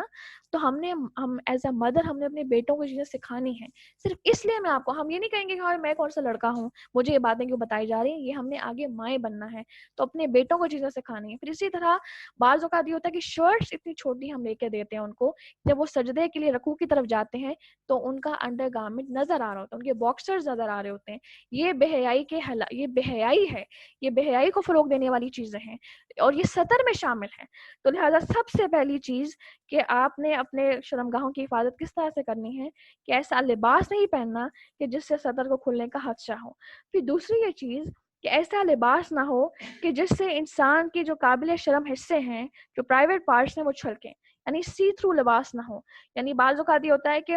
جو یعنی خواتین اگر ہم لیں تو ان کی جو بازو ہوتی ہے وہ اس پہ وہ نیٹ کی اگر ہے تو اس میں ہولز ہوں گے، تب ہولز بظاہر لگے گا کہ کورڈ ہے لیکن وہ انکورڈ ہے کیونکہ پورا اندر کا جو نیکڈ پارٹ ہے وہ نظر آ رہا ہے. تو لہٰذا دوسری شرط یہ ہے کہ ایسے لباس نہ ہو کہ جس سے انسان کے قابل شرم حصے چھلکیں. پھر اسی طرح تیسری شرط کیا ہے جس میں اندر کورنگ پرائیویٹ پارٹس میں جو شامل ہے وہ یہ کہ ایسا لباس نہ ہو کہ جس سے جسم کی پوری شیپ نمایاں ہو، جسم کا ایک ایک کٹ نظر آئے. پھر اسی طرح آپ دیکھیں کہ اب چونکہ ہم یہاں پر مردوں کو حکم دیا جا رہا ہے تو ہم نے اپنے بیٹوں کو یہ چیز ان کے اندر ڈالنی ہے کہ پینٹ اتنی ٹائٹ نہ ہو کہ پرائیویٹ ایریا باقاعدہ پرومیننٹ ہو، ابھرا ہوا نظر آئے. یہ چیز ایک عورت کے لیے فساد کا اور فتنے کا سبب ہے اور اس کا وبال کس پر پڑے گا؟ اس کا وبال اس کو لے کر دینے والے پر پڑے گا، اس کے والدین پر پڑے گا کہ اس نے ان کو نہیں روکا. وہ جب تیار ہو کے نکل رہا ہے تو اس کے والدین نے کیوں نہیں دیکھا کہ یہ کیسی حالت میں نکل رہا ہے گھر سے، کیوں یہ بے حیا لباس پہن کر نکل رہا ہے. تو لہٰذا یہ ایک ماں کا فرض ہے کہ وہ اس کو انکلکیٹ کرے. اسی لیے حضرت عمر بن خطاب کے اندر اللہ تعالیٰ نے بہت حکمت رکھی تھی. انہوں نے کہا تھا کہ اپنی عورتوں کو یہ سکھاؤ کیونکہ اگر عورت ان چیزوں کو سیکھ جاتی ہے تو پورا گھر بناتی ہے، پورا خاندان اس سے بنتا ہے. تو لہٰذا لباس جو ہے وہ کسی صورت ٹائٹ نہ ہو، اتنا ٹائٹ نہ ہو کہ ایک ایک کٹ پرومیننٹ ہے، ایک ایک کرو پرومیننٹ ہے. اور اسکن ٹائٹ پینٹس بالکل بھی اسلام کی اجازت نہیں دیتا. پینٹس پہن سکتا ہے انسان لیکن اسکن ٹائٹ نہ ہو. اگین وہ انسان کو خود انسان جو ہے وہ اسکریننگ کر سکتا ہے کہ یہ جو لباس ہے یہ قابل سطر ہے یا نہیں ہے. تو لہٰذا اس کی گہرائی میں جانے کی اتنی ضرورت نہیں ہے. پھر اسی طرح چوتھی چیز کیا ہے کہ جس کے اندر جو شرمگاہوں کی حفاظت میں شامل ہے وہ ہے کہ عورت کے سامنے اور مرد کے سامنے اپنا سطر نہیں کھول سکتا اور نہ ہی کپڑے چینج کر سکتا ہے. اسی لیے میں نے آپ کو بتایا تھا کہ جو فیشیلز ہوتے ہیں اور بیوٹی بارس ہوتے ہیں اور ہیئر ریموو کیے جاتے ہیں سب کے سامنے، یہ چیز حرام ہے کیونکہ اس چیز کی اجازت نہیں ہے. پھر اسی طرح آپ دیکھیں کہ اس میں پانچویں چیز یہ آتی ہے کہ کوئی مرد کے سامنے ناف سے لے کر گھٹنوں تک کا ایریا نہیں کھول سکتا. یہ بھی قابل صدر چیز ہے اور اس کو نہیں کھولا جا سکتا. اب سوال یہ پیدا ہوتا ہے کہ ہم کیوں ان چیزوں کی گہرائیوں میں جا رہے ہیں؟ کیونکہ یہ وہ دروازے ہیں کہ جو انسان کو برائی کی طرف لے کر جاتے ہیں. تو لہٰذا ان دروازوں کو بند تبھی کیا جائے گا جب ہمیں علم ہوگا. اگنورنس جو ہے، جو جہالت ہے، وہ دروازہ ہے بے عملی کا، کفر کا، فسق کا. تو لہٰذا جو کی ہے اس دروازے کو کھولنے کی، علم کے دروازے کو، عمل کے دروازے کھولنے کے لیے اس کی ہے علم. جتنا آپ کو علم ہوگا چیزوں کا، انسان ان کو ریفلیکٹ کرتا ہے اور ان پر عمل کرتا ہے. تو لہٰذا چوتھی یہ چیز کہ کوئی عورت کے سامنے برہنہ نہیں ہوگی اور نہ ہی اس کے سامنے کپڑے چینج کر سکتی ہے، نہ ہی مرد کے سامنے. پھر اسی طرح جو مرد کی ران ہے وہ بھی سطر میں شامل ہے کیونکہ حدیث میں آتا ہے کہ آپ صلی اللہ علیہ وسلم نے ایک صحابی سے فرمایا کہ کیا تمہیں نہیں پتا کہ ران بھی عورہ ہے، یعنی ران بھی قابل سطر حصہ ہے. اسی لیے مردہ انسان کی بھی ران پر نظر نہیں پڑنی چاہیے بلکہ نظر کو جھکا لینا چاہیے یعنی ڈیورنگ دا غسل کی، جب آپ غسل دے رہے ہیں تو اس ٹائم بھی ایسی صورتحال میں اس کی ران پر نظر نہ ڈالی جائے. پھر اس میں ایک اور بڑا اچھا کانسیپٹ ہے جس کو کلیئر کیا جانا بہت ضروری ہے کہ بعض اوقات کچھ لوگ ہوتے ہیں وہ معذور ہو جاتے ہیں، یا ہمارے اپنے پیرنٹس ہوتے ہیں جو بیڈ ریڈن ہو جاتے ہیں، معذور ہو جاتے ہیں، پھر ان کا خیال ہمیں خود رکھنا ہے، ہم نے ہی ان کو لک آفٹر کرنا ہے. تو ایسی صورتحال میں کیا کیا جائے کہ جب ہمیں ان کو واش روم لے کر جانا ہے تو ایسی صورتحال میں بھی کپڑے یا گلو کا استعمال کرنا ہے اور براہ راست ان کے پرائیویٹ پارٹ کو نہیں ٹچ کرنا کیونکہ یہ انسان کے لیے فتنے کا سبب ہے. تو لہٰذا ان چیزوں کا بہت خیال رکھنا ہے ہم نے انشاءاللہ.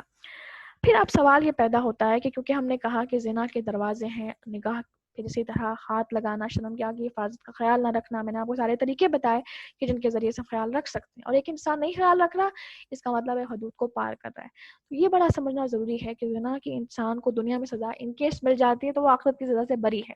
اسی لیے جن صحابی سے ہو گیا تھا تو وہ بھاگتے رہتے، نبی اسلام کبھی ایک طرف چہرہ کرتے دوسری طرف کرتے کہ آدمی بچ جائے، لیکن انہوں نے جان پوچھ کر نبی اسلام کا اصرار کیا کہ نہیں، مجھے دنیا میں سزا چاہیے کیونکہ میں آخرت کی سزا نہیں سہ سکتا. تو لہٰذا یہ انسان جو دنیا میں بچ جاتا ہے ان کارناموں سے، تو اس کے لیے آخرت میں کیا انجام ہے، اس کے بارے میں بڑی سخت حدیث میں آتا ہے کہ آپ صلی اللہ علیہ وآلہ وسلم نے معراج کی رات کچھ ایسے لوگوں کو دیکھا کہ جن کی جلدوں کو آگ کی کینچیوں سے کاٹا جا رہا تھا. نبی صلی اللہ علیہ وسلم نے فرمایا کہ میں نے جبرائیل علیہ السلام سے پوچھا کہ یہ کون لوگ ہیں، تو انہوں نے بتایا کہ یہ وہ لوگ ہیں جو عورتوں کو اپنی طرف مائل کرنے اور بدکاری کے لیے بناؤ سنگار کرتے تھے. اسی طرح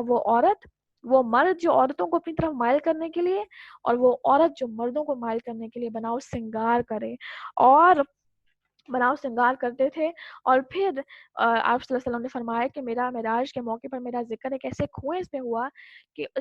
ہوا کہ جس کے اندر سے انتہائی بری بدبو آ رہی تھی، جس کے اندر سے بدبو اٹھ رہی تھی. تو میں نے اندر جب دیکھا تو اندر چیخنے کی آوازیں آ رہی تھیں، چیخنے کی دھاڑیں آ رہی تھیں. تو میں نے جبرائیل علیہ السلام سے پوچھا کہ یہ کون لوگ ہیں، تو انہوں نے فرمایا کہ یہ وہ عورتیں ہیں جو بدکاری کے لیے زینت اور آرائش کرتی تھیں اور وہ کام کرتی تھیں جن سے ان کو منع کیا گیا اور جو ان کے لیے جائز نہیں. اور اسی طرح معراج کے موقع پر آپ صلی اللہ علیہ وسلم نے یہ بھی دیکھا کہ زنا کرنے والے مردوں اور عورتوں کو الٹا لٹکایا جا رہا تھا. تو لہٰذا یہ سزا بڑی سخت ہے کہ آگ کی کینچیوں سے جلدوں کو کاٹا جانا. پھر اسی طرح کنواں جو بدبودار کنواں ہے کہ جہاں نہ انسان جی سکتا ہے نہ مر سکتا ہے. آپ دیکھیں کہ گھر میں ایک چوہا بھی مرتا ہے نا، تو اس کی جو فلتھ ہوتی ہے، اس کی بدبو کی اتنی زیادہ ہوتی ہے کہ انسان کا دل خراب ہونے لگتا ہے اور متلی آنے لگتی ہے اور پورا دن انسان کا خراب گزرتا ہے. اور ایسا کنواں کہ جہاں کانسٹنٹلی بدبو آ رہی ہے، اس کے اندر ان کو رکھا جائے گا کیونکہ دنیا میں وہ ایک فلتی کام کر رہے تھے. فلتی کام ہے نگاہ کو نہ جھکانا، پھر ہاتھوں کا کام، اور پھر اسی طرح مزید جو میں نے آپ کو دروازے بتایا، اور پھر ان کو الٹا لٹکایا جا رہا تھا. تو لہٰذا پوری جو میں نے آپ کو ڈسکشن آپ کے سامنے کی، اس کا حل کیا ہے کہ کوئی بھی ایسی چیز کہ جس سے آپ کو یہ خدشہ ہو کہ اس سے میرے دل ناپاک ہو سکتا ہے. جیسے میں نے آپ کو اپنا ایکسپیرینس بتایا اس ڈرامے کا، صرف میں نے اس وجہ سے نہیں دیکھا کیونکہ مجھے لگتا تھا کہ میری نگاہ ناپاک ہو سکتی ہے، کہ اتنے عرصے سے نگاہ کو جھکانے کی جو پریکٹس ہے وہ اس ڈرامے کو دیکھ کر میری ضائع ہو جائے گی. جو میسج آپ کو قرآن دے سکتا ہے وہ کوئی ڈرامہ نہیں دے سکتا. جو میسج آپ کو سیرت دے سکتی ہے صحابہ کی، وہ آپ کو کوئی ڈرامہ نہیں دے سکتا. تو لہٰذا اس چیز سے یہ بہت ضروری ہے کہ ہر وہ جگہ، ہر وہ چیز کہ جس سے آپ کو یہ شبہ بھی ہو کہ جس سے دل میرا ناپاک ہو سکتا ہے، میری نگاہ ناپاک ہو سکتی ہے اور زنا کے زمرے میں شامل ہو سکتا ہوں. جیسے انٹرنیٹ میں فضول چیزیں دیکھتے رہنا، کانسٹنٹلی ڈفرینٹ ویب سائٹس ہمیں مل رہی ہیں. پورنوگرافی ہو گئی، ایون پورنوگرافی تو بہت بڑا جرم ہے. یوٹیوب پہ ہم کانسٹنٹلی ویڈیوز دیکھتے رہتے ہیں، رینڈملی بیٹھ کر بس اسکرول کرتے جا رہے ہیں اور گندی گندی چیزیں سامنے آ رہی ہیں. نگاہ نہیں چھک رہی اور دیکھ رہی ہے تو وہ چیز ایمان سے جو حلاوت ہے اس کو چھین لیتی ہے. تو یہ چیز جو ہے وہ سب اس کے اندر شامل ہے. اب عورتوں کے لیے الگ سٹریس ہے اور الگ دوبارہ سے حکم ہے، کیونکہ عورت جب مردوں کا حکم آ رہا ہے تو عورت کہے گی چلو شکر ہے مرد ہم اس سے آ رہی ہیں کیونکہ مردوں کو اللہ تعالیٰ نے کہہ دیا ہے. لیکن اللہ تعالیٰ نے کیونکہ دونوں کو روکنا ہے تو دونوں کے لیے الگ الگ حکم ہے. اگلی آیت پر دیکھیں، مسلمان عورتوں سے کہہ دو کہ وہ اپنی نگاہیں نیچی رکھیں اور اپنی عصمت میں فرق نہ آنے دیں، یعنی اپنی شرمگاہوں کی حفاظت رکھیں اور اپنی زینت کو ظاہر نہ کریں سوائے اس کے جو ظاہر ہو جائے، اور اپنے گریبانوں پر اپنی اوڑھنیاں ڈالے رکھیں. اور یہ آیت کنٹینیو ہو رہی ہے، بہت زیادہ اسٹیٹمنٹس پر مبنی ہے انٹل 31 آیت. تو لہٰذا آج ہم جن ایسپیکٹس کو شیئر کریں گے وہ ہے کہ نگاہ کو جھکانا جو میں نے آپ کو بتایا، پھر شرمگاہ کی حفاظت، اس کے بعد اپنی زینت کی حفاظت اور اس کو پھر ظاہر نہیں کرنا ایکسیپٹ وہ جو ظاہر ہو جائے ان انٹینشنلی، اور پھر اپنے گریبانوں پر اوڑھنیاں ڈالے رکھنا. تو یہاں پر آپ دیکھیں کہ نگاہ کی حفاظت دوبارہ سے عورت کو دی جا رہی ہے اور اپنی نگاہوں کی حفاظت کرو. تو اس کے اندر یہ ہے، میں نے آپ کو بتایا کہ بعض اوقات انسان کو بات بھی کرنی پڑ جاتی ہے، پہچاننا بھی پڑتا ہے. بعض اوقات آپ بازار میں ہوتے ہیں، اسی طرح بھی ڈرائیور سے بات کرنی پڑ جاتی ہے، شاپ کیپر سے بات کرنی پڑ جاتی ہے. تو ایسی صورتحال میں نگاہ ڈالنا میں گناہ نہیں ہے کیونکہ وہ نگاہ آپ کی ہوتی کیا ہے, ٹیمپرری ہوتی ہے. آپ کو پتا ہوتا ہے کہ مقصد سے بات کرنی ہے, اس کے علاوہ نہیں کرنی. جس نگاہ سے روکا جا رہا ہے وہ آپ کو پتا ہے, سمجھ میں آ گیا ہوگا کہ جہاں پر انسان کے دل کے اندر میل آنی شروع ہو جائے. اس کے اندر ایک بڑی امپورٹنٹ چیز کہ جس کے بعد جن ڈاکٹر سے میں نے اپنا ڈینٹل چیک اپ کرایا, اور تقریباً 2-3 ماہ میں ان کے پاس جاتی رہی, اور ہفتے میں 2-3 چکر میرے ان کے پاس لگتے تھے. اور ڈاکٹر کی جو ایج تھی وہ 50 ابو ہوگی, 60s میں وہ لائے کرتے تھے, لیکن ایک دن بھی انہوں نے مجھے نہیں دیکھا. اور وہ مجھے شروع میں لگتا تھا کہ شاید وہ بلائنڈ ہیں, جس کی وجہ سے وہ مجھے نہیں دیکھتے. میں ان سے بات کرتی تھی, میں ان کو دیکھ رہی ہوتی تھی, لیکن وہ سامنے دیوار کی طرف دیکھ رہے ہوتے تھے. اور جب میں نے کچھ دن آبزرو کرتی رہی, اور مجھے تیسرے چوتھے چکر پہ جا کے پتا چلا کہ یہ کسی عورت کو نہیں دیکھتے. تو یہ جو نگاہ کو جھکانے کا جو ایلیمنٹ ہوتا ہے نا, یہ آپ کو بچپن سے بچے کے اندر ڈالنا پڑتا ہے. میں نے آپ کو 11 سال کی عمر بتائی, 11 سال کی جو عمر ہے اس کے اندر بچے کے اندر ڈالنا پڑتا ہے. پھر وہ اسی عادت کو لے کر پڑھتا ہے, اور وہ بڑھاپے تک وہ اس سے عادت نہیں چھوٹتی. اور اسی طرح پھر یہ بہت ساری مثالیں ہیں. تو لہٰذا یہ جو نگاہ کو جھکانے کا ایلیمنٹ ہے, یہ جس کو آ جائے اس کی عبادت حلاوت سے بھر جاتی ہے, سویٹنس سے بھر جاتی ہے. تو لہٰذا اب اس کے اندر یہ بھی شامل ہے, حالات طیبہ کو بھی اس میں ایڈ کر دیں جی. تو اس میں یہ بھی شامل ہے کہ اگر اب چونکہ وہاں پر مردوں کو کہا جا رہا ہے, تو یہاں پر اگر عورت بھی کسی لڑکے کو دیکھتی ہے اور اس کو لگتا ہے کہ وہ دیکھ رہی ہے اور اس کو لسٹ محسوس ہو رہا ہے, تو تیسری بار اگر وہ نگاہ ڈالے گی, ایون دوسری بار بھی ڈالے گی, تو اس کا اس پر حساب ہوگا. اور لہٰذا اس چیز کی اسکریننگ میں آپ کو بار بار کہہ رہی ہوں کہ ہمیں خود کرنی پڑے گی کہ کہاں پر اب میں آؤٹ آف دا لائن جا رہی ہوں. کیونکہ حدیث میں آتا ہے کہ حضرت ابو ہریرہ رضی اللہ عنہ سے روایت ہے کہ نبی صلی اللہ علیہ وسلم نے فرمایا کہ آنکھ کا زنا شہوت کے ساتھ کسی کو دیکھنا ہے, اور زبان کا زنا اس کی گفتگو کرنا ہے. اور میں نے آپ کو بتایا زبان کا زنا کیا ہے, ہی از مائی کرش. آپ ٹائپ کر رہے ہیں وہ ہاتھ کا زنا ہے, آپ بول رہے ہیں وہ زبان کا زنا ہے. اور پھر نفس کا زنا اس کی آرزو کرنا ہے, اور شرمگاہ اس کی تصدیق کرتی ہے یا تکذیب کرتی ہے. تو آغاز کہاں سے ہوا, نگاہ سے ہوا, اور انجام پہنچا شرمگاہ کی تصدیق سے. تو لہٰذا اور پھر آپ کو بتایا کہ چاہے جیسا بھی زنا ہے, وہ آنکھ کا ہے, وہ ہاتھ کا ہے, وہ نفس کا ہے, اس کا انجام کیا ہے, بدبودار کنواں, آگ کی کینچیوں کے ساتھ کاٹا جانا. تو لہٰذا دنیا میں ہمیں اس چیز کے اویئرنیس کے ساتھ خود کو روکنا پڑے گا, چاہے ہم جیسی بھی گیدرنگ میں ہیں, ایون کو ایجوکیشن نمکس گیدرنگ ہے, اپنے آپ کو روکنا پڑے گا, خود کا محاسبہ کرنا پڑے گا, خود کو کنٹرول کرنا پڑے گا. تو نگاہ کی الحمدللہ جو ڈسکشن ہے وہ کمپلیٹ ہوتی ہے. یہاں پر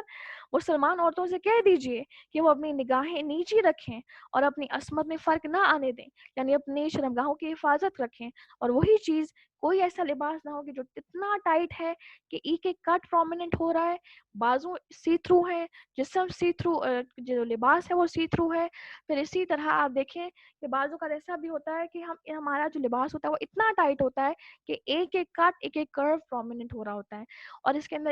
اس کے بارے میں ایک حدیث میں آتا ہے کہ آپ صلی اللہ علیہ وسلم نے فرمایا کہ 2 جہنمی گروہ میں نے دیکھے ہیں, اور ان میں سے ایک وہ گروہ ہے کہ وہ ایسی عورتیں ہیں کہ جو لباس پہننے کے باوجود برہنہ ہیں, اور ان کے سر بختی اونٹوں کی کوہان کی طرح ہیں. یہ عورتیں جنت میں نہ داخل ہوں گی, نہ اس کی خوشبو سونگھ سکیں گی, اور یہ جہنمی عورتوں میں سے ہیں. تو لہٰذا اب جب آپ لباس پہنے, ہر دن پہنے, کیونکہ ہم نے اپنی اسکریننگ خود کرنی ہے, اپنا محاسبہ خود کرنا ہے. ہر دن جب آپ لباس پہن رہے ہیں اور لباس پہن کر آپ نکل رہے ہیں باہر, تو ایک دفعہ اپنے آپ کو شیشے میں دیکھ لیں, کیا یہ لباس ستر کے تقاضوں کو پورا کر رہا ہے, کہیں میں پہننے کے باوجود ننگی عورتوں کی کیٹیگری میں لائے تو نہیں کر رہی. خود کا محاسبہ کریں گی تو انشاءاللہ خود بخود ظاہر ہو جائے گا کہ میں کہاں پر لائے کر رہی ہوں. اس کے بعد اگلی آیت آتی ہے, اور اسی کا اگلا حصہ ہے, اور اپنی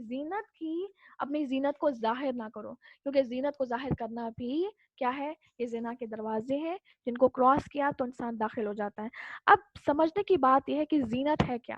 زینت یہ ہے کہ اور ہر وہ چیز کہ جو عورت کو بیوٹیفائی کرتی ہے, عورت کو مزید اٹریکٹیو بناتی ہے, اس چیز کو کہتے ہیں زینت. اس میں کیا کیا شامل ہے, اس میں زیورات شامل ہیں, اس میں میک اپ شامل ہے, اس میں خوبصورت لباس شامل ہے جس کے اندر بہت اچھی سی کڑھائی ہوئی خوبصورت کلرفل لباس ہے. پھر اسی طرح زینت کے اندر یہ بھی شامل ہے کہ آپ کا جو حجاب ہے وہ بڑا چمکیلا تھمکیلا ہے, بڑا خوبصورت ہے, آئی کیچنگ ہے, دور سے نظر پڑ رہی ہے کہ کیا خوبصورت حجاب پہن رکھا ہے. پھر اسی طرح حجاب کے اندر جو ایک جوڑا ہوتا ہے, ہم کیونکہ اب حجاب تو الحمدللہ پہنتے ہیں, لیکن جو حجاب کے اندر جو جوڑا ہے وہ بھی زینت میں شامل ہے, کیونکہ وہ مزید حجاب کو بیوٹیفائی کر دیتا ہے. پھر اسی طرح چمکیلے دھمکیلے جو عبائے ہیں وہ بھی زینت میں شامل ہیں. اور یہاں پر اللہ تعالیٰ کہہ رہے ہیں کہ غیر مردوں کے سامنے اپنی زینت کو ظاہر نہ کرو. ایکسیپٹ کون کون؟ وہ آگے آپ کے پاس خود بہت اس آیت آپ کو جواب دے گی کہ ہاں میں اگر زینت کو ظاہر کروں تو کس کے سامنے کروں. تو اللہ تعالیٰ نے بات کو انکمپلیٹ نہیں چھوڑا, پوری بات کمپلیٹ کی ہے. یہاں پر سمجھنے کی بات ہے کہ زینت کیا ہے. تو میں نے آپ کو سامنے رکھا کہ زینت ہے کہ ہر وہ چیز جس سے عورت خود کو بیوٹیفائی کرتی ہے. تو ایک ہوتی ہے ظاہری زینت, میں نے آپ کو بتایا اس میں لباس ہے, زیورات ہیں, میک اپ ہے, حجاب کے اندر جوڑا ہے, گاؤن ہے ان کیس گاؤن پہنتے ہیں. اور باطنی زینت میں کیا ہے؟ خوشبو ہے. یعنی وہ آپ کی ظاہر نظر نہیں آ رہی لیکن وہ ایک چیز ایگزسٹ کر رہی ہے آپ کے اندر, اور اس کے بارے میں آتا ہے کہ وہ عورت جو مردوں کے پاس خوشبو لگا کر گزرے تو وہ ایسی ہے کہ جیسے ایک زانیہ عورت, اور ایسی عورت کو حکم دیا گیا ہے کہ وہ جیسا جنابت کی حالت میں غسل کیا جاتا ہے وہ ویسا غسل کرے. یہ نسائی کی حدیث ہے. تو لہٰذا خوشبو جو ہے وہ عورت کے لیے حرام ہے. یعنی ایسی خوشبو کہ جس کا پھیلنے کا خدشہ ہو اور پھر اس کو مردوں کی گیدرنگ میں جانا ہے, اسے پبلک میں جانا ہے, تو ایسی صورتحال میں وہ پھیلنے والی خوشبو کا استعمال نہ کرے, ڈیوڈرنٹ استعمال کرے, یا جس طرح سے بھی اور مزید طریقے ہیں کہ جن سے وہ خود کو خوشبودار فیل بھی کرے لیکن ایٹ دا سیم ٹائم وہ پھیلنے والی نہ ہو. تو لہٰذا زینت کو جو ظاہر کرنا ہے وہ مردوں کے لیے, اب وہاں پر عورتوں کے لیے بن رہا تھا فتنہ مرد کا ایسا لباس پہننا, تو یہاں پر مردوں کے لیے فتنہ بن رہا ہے اور زنا کے دروازوں کو کھول رہا ہے. تو اس لیے اللہ تعالیٰ نے اس چیز سے منع کیا ہے. یہ بڑا امپورٹنٹ ہے کہ ہم ایک لمٹ طے کر لیں کہ یہاں تک مجھے کرنا اور اس سے آگے نہیں نکلنا. پھر آپ دیکھیں کہ اسی سے اگلا جو پورشن ہے آیت کا وہ کیا کہہ رہا ہے کہ سوائے اس کے جو ظاہر ہو جائے, یعنی کہ زینت کو ظاہر نہیں کرنا سوائے اس کے جو ظاہر ہو جائے. یعنی مثال کے طور پر آپ نے ایک چادر پہن رکھی ہے اور وہ جو چادر ہے وہ کسی کلر کی ہے, تو لہٰذا اب وہ آپ چھپا نہیں سکتے, وہ آپ نے اپنے جسم کو چھپایا ہوا لیکن اس کو آپ کتنا چھپائیں, تو اس چیز کی اجازت ہے. پھر اسی طرح آپ نے بیگ پہن رکھا ہے, آپ نے خود کو کور کیا ہوا ہے لیکن آپ کا بیگ جو ہے وہ کلرڈ ہے, تو اس چیز کی پوری اجازت ہے کیونکہ بخاری کی روایت میں آتا ہے. اسی طرح آپ نے مہندی پہن رکھی ہے, کسی شادی میں آپ نے مہندی لگا لی, اب آپ کے پاس ایک موقع آیا کہ آپ کو باہر نکلنا پڑ گیا ہے, بس آپ نے جلدی سے لین دین کیا اور آپ نے اپنے ہاتھ کو اسٹیبل کر لیا, تو وہ چیز بھی اس میں نہیں آئے گی. پھر اسی طرح انسان کے جو ہاتھ ہیں وہ بھی خوبصورتی ہے, اس میں بھی خوبصورتی ہے, تو لہٰذا انسان ہاتھوں کو اب نہیں چھپائے گا, کتنا چھپائے گا, تو لہٰذا ہاتھوں کو بھی اللہ تعالیٰ نے اس چیز سے مستثنا کیا ہے. پھر اسی طرح آپ دیکھیں کہ جو لباس ہوتا ہے اور اس کی زینت کو چھپانے کے لیے جو برقع ہوتا ہے, برقعے کا اگر کلر ہے ڈفرینٹ, جس طرح چادر کا کلر ہے اسی طرح برقعے کا بھی کلر ہے, تو اس چیز کی بھی اجازت ہے. کیوں؟ کیونکہ بخاری کی روایت میں آتا ہے کہ حضرت عائشہ رضی اللہ عنہ فرماتی ہیں کہ ایک بار ایک عورت آئی اور اس نے سبز چادر اوڑھ رکھی تھی. پھر اسی طرح بخاری کی روایت میں آتا ہے کہ حضرت ام کلثوم رضی اللہ عنہ تشریف لائیں اور انہوں نے سرخ چادر اوڑھ رکھی تھی. تو لہٰذا جو کلر ہے آپ کے چادر کا, اس ٹائم چادریں تھیں اور آج کے دور میں ابایا ہے, اس کا کلر افیکٹ نہیں کرتا. افیکٹ کیا کرتا ہے کہ اس کا چمکیلا دھمکیلا ہونا اور اس کا فٹڈ ہونا, اور اسی طرح جو حجاب ہے وہ بھی بہت چمکیلا نہ ہو, بلکہ اگر اس کے اچھے سے کلر ہے, ہر موسم کے حساب سے, ہم سردیوں میں ہم ڈارک کلرز پسند کرتے ہیں تو وہ چیز بالکل ٹھیک ہے, گرمیوں میں ہم لائٹ کلرز پسند کرتے ہیں وہ بھی بالکل ٹھیک ہے. تو لہٰذا اسلام آپ کو انجوائے کرنے کا موقع دیتا ہے تاکہ پردے کو انجوائے کیا جائے. وہی بات کہ ہر دن آپ نیا کلر اگر پہننا چاہ رہے ہیں تو اس چیز کی بھی اجازت ہے, لیکن کہاں پر خرابی آتی ہے وہ چیز آپ سمجھ گئے ہوں گے, وہاں پر باؤنڈریز کراس ہونے لگتی ہیں. اور اپنے گریبانوں پر اپنی اوڑھنیاں اوڑھ رکھو, یعنی کہ اب یہ آیت میں آپ دیکھیں آیت کا پورشن, وَيَضْرِبْنَ بِخُمُرِهِنَّ عَلَى جُيُوبِهِنَّ. خمر کہتے ہیں اوڑھنی کو, خمر بیسیکلی خمر کہتے ہیں ڈھانپنا. اور آپ دیکھیں شراب کو بھی خمر کہا جاتا ہے, کیوں؟ کیونکہ شراب بھی انسان کی عقل کو ڈھانپ دیتی ہے. تو یہاں پر خمر سے مراد ہے دوپٹہ یا اوڑھنی, اور یہاں پر کیا کہا جا رہا ہے کہ دوپٹہ یا اوڑھنی کو کہاں ڈالنا ہے؟ جیوب پہ ڈالنا ہے. جیوب کا جو ورڈ ہے یہ جیب سے نکلا ہے, اور جیب کہاں پر ہوتا ہے؟ جیب آپ کے سینے پر ہوتا ہے, یعنی سینے کے اوپر آپ نے دوپٹے کو ڈال لینا ہے, اس کو ڈھانپ دینا ہے. تو یہاں پر سینے کو ڈھانپنے کا حکم دیا جا رہا ہے, یعنی کہ سر سے جب دوپٹہ آئے گا تو اس کو پیچھے نہیں پھینک دینا کندھے کے. یعنی بعض اوقات ہوتا ہے کہ دور جہالیت میں کیا ہوتا تھا کہ عورتیں سروں پہ ڈالتی تھیں اور دوپٹے کا جو دونوں پلو ہوتے تھے ان کو جو ہے وہ پیچھے پھینک دیا کرتی تھی. اس سے گردن بھی ننگی ہوتی تھی, سینہ بھی ننگا ہوتا تھا. تو اس لیے اللہ تعالیٰ نے کہا کہ جب سر پہ ڈالا جائے دوپٹہ, کیونکہ عورتیں اس ٹائم بھی سر پہ رکھا کرتی تھی as a part of their culture, تو اب بھی جب سر پہ رکھا جائے گا تو اس سے سینے کو ڈھانکا جائے گا تاکہ سینہ ڈھک جائے, کیونکہ عورت کا جو سب سے زیادہ آپ کہہ لیں کہ پرکشش پارٹ ہے جسم کا, اس کے بال ہے, اس کا چہرہ ہے اور اس کا سینہ ہے. تو سینے کو ڈھانپنے کا حکم دیا گیا ہے. اور حضرت عائشہ رضی اللہ عنہ فرماتی ہیں کہ انصار کی عورتوں پر اللہ تعالیٰ کی رحمت ہو کہ جب یہ آیت نازل ہوئی تو انہوں نے اپنی چادریں پھاڑ کر ان کے خمار بنائے اور چہروں کو ڈھانپ لیا. یہ ابو داؤد کی روایت ہے کہ حضرت عائشہ رضی اللہ عنہ کہتے ہیں کہ جو انصار کی خواتین تھیں, اور ایک اور روایت میں آتا ہے مہاجرین کی خواتین, وہ عمل کرنے میں اتنی جلدی کرتی تھیں کہ آیت اتری اور انہوں نے ایسی چادریں تیار کی کہ اپنے چہروں کو بھی ڈھانپا اور اگلے دن فجر کی نماز میں گئیں. اب یہاں پر آپ کو کیا کہا جا رہا ہے, لباس پہننا ہے, اس کے بعد لباس کے لیے پھر اس کے بعد خمر پہننا ہے. خمر میں کیا ہوگا کہ سینے کو ڈھانکنا ہے. اب سورہ احزاب کے اندر کیا حکم دیا گیا ہے کہ باقاعدہ پردے کو کرنا کیسے ہے, تو وہاں پر یہ کہا گیا ہے کہ مسلمان, آیت نمبر 59 دیکھیں, سورہ احزاب کی آیت نمبر 59 ہے, آپ کو اسکرین میں نظر آ رہی ہوگی. مسلمانوں کی عورتوں سے کہہ دو کہ وہ اپنے اوپر, اچھا اوپر آیت ہے, آیت نمبر 59, اے نبی اپنی بیویوں سے اور اپنی صاحبزادیوں سے اور اپنی مسلمانوں کی عورتوں سے کہہ دیجئے کہ وہ اپنے اوپر اپنی چادریں لٹکا لیا کریں, اس سے بہت جلد ان کی شناخت ہو جائے کرے گی اور نہ وہ ستائی جائیں گی, اور اللہ تعالیٰ بہت بخشنے والا اور مہربان ہے. اب وہاں پر خمر کا ذکر آیا ہے, خمر کا مطلب ہے ڈھانپنا, اور کہا کہ جیوب کو ڈھانپنا ہے یعنی سینے کو ڈھانپنا ہے. اب یہاں پر آ رہا ہے جلابیب. جلابیب کہتے ہیں کہ وہ چادر جو لباس کے اوپر پہنی جائے, یعنی جس کو آپ آج کے دور میں عبایا کہتے ہیں, اور اس ٹائم وہ ایسی چادریں پہنتی تھیں کہ پوری پاؤں تک, اوپر سے نیچے تک وہ ان کی باڈی کورڈ ہوتی تھی. لیکن یہاں پر کہا کیا جا رہا ہے, یدنینا, وہ لٹکا لیں اپنی چادروں کو. اور قرآن میں جو جنت کے باغوں کے جو پھل ہیں ان کے بارے میں آ رہا ہے, وَجَنَ الْجَنَّتَيْنِ دَانٍ,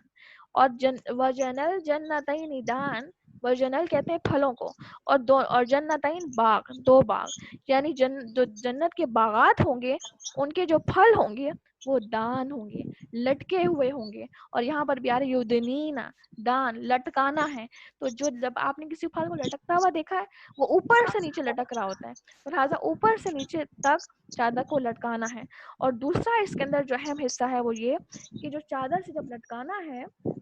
چادر کو اس طریقے سے لٹکانا ہے کہ اس کے اندر چہرہ چھپ جائے. اور اس کے بارے میں حضرت ابن عباس رضی اللہ عنہ فرماتے ہیں, جب ان سے اس آیت کا مفہوم پوچھا گیا کہ چادر لٹکانے سے کیا مراد ہے, تو انہوں نے اپنے چہرے کو لپیٹ لیا اور آنکھوں کو کھولا, یعنی آنکھوں کو کھولے رکھنا ہے تاکہ راستہ عورت دیکھ سکے, اور اپنے چہرے کو چھپانا ہے. اور حضرت ابن عباس رضی اللہ عنہ کون ہیں, یہ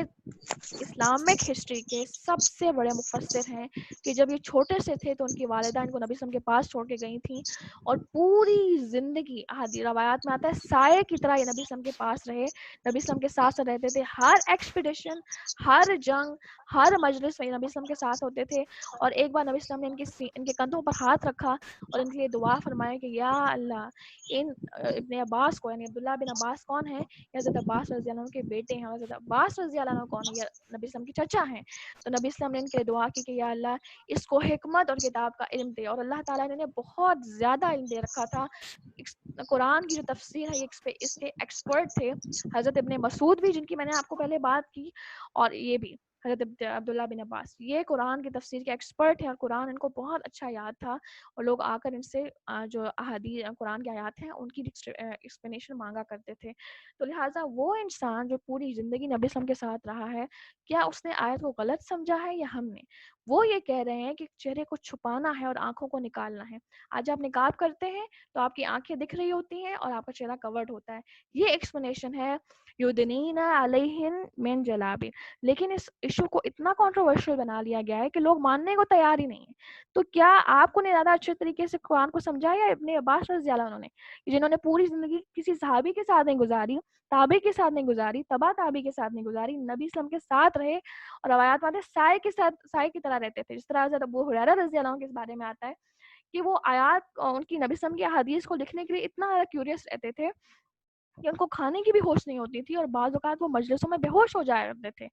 بالکل اسی طرح حضرت ابن عباس رضی اللہ عنہ کی حالت ہے کہ سائے کی طرح نبی صلی اللہ علیہ وسلم کے ساتھ رہتے تھے۔ ان کا یہ کہنا ہے کہ چہرے کو چھپا کر رکھنا یہاں پر کہا جا رہا ہے ایکسیپٹ آنکھیں، تو لہٰذا یہاں پر نبی اسلام یہاں پر اللہ تعالیٰ نے پہلے عورت سے کہا کہ سینہ ڈھانپا جائے۔ آپ نے دیکھا جس طرح شراب کو ایک دم سے حرام نہیں کیا گیا، پہلے کیا کہا گیا کہ نماز کے اندر جب تم شراب پہ، کیونکہ پہلے تو حلال تھی نا، تو جب تم نماز کی حالت میں جاؤ تو شراب کی حالت میں نہ جاؤ، اور پھر اللہ تعالیٰ نے اس کو حرام کیا، تو اسٹیپ بائی اسٹیپ چیزوں کو حرام کیا۔ اب یہاں پر اللہ تعالیٰ نے جب حکم دے رہے ہیں تو پہلے لباس کا حکم ہے، پہلے اللہ تعالیٰ نے ستر کا حکم دیا ہے، پھر اس کے بعد خمر، پہلے آپ دیکھیں شلوار ہے،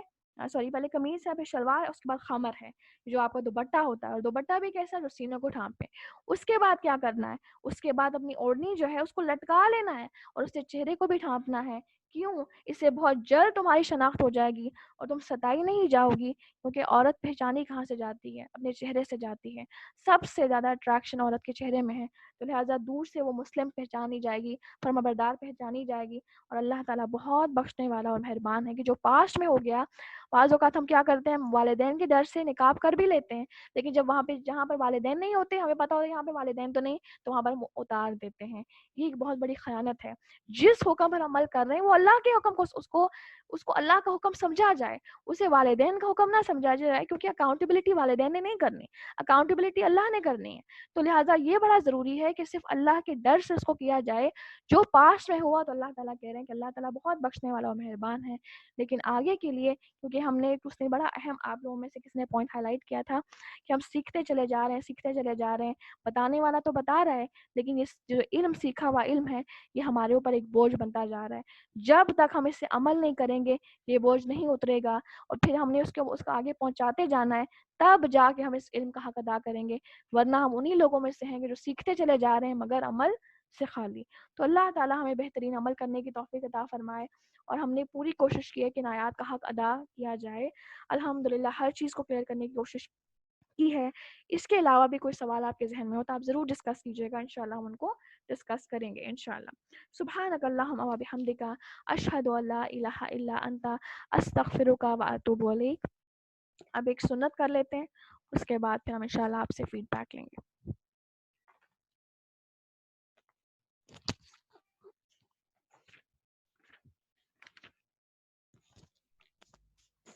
بسم اللہ الرحمن الرحیم۔ السلام علیکم۔ اللہ تعالیٰ آپ سب کو جزا دے یہ سننے کی۔ تو آج سیرت کا بھی تھا، لیکن انشاءاللہ تعالیٰ ہم اس کو کل کریں گے، کیونکہ آج کافی لمبا ہو گیا اس وجہ سے۔ تو آج ہم سے سنت کر لیتے ہیں، اور آج سنتوں میں ہم لوگ کریں گے مجلس کی سنتیں۔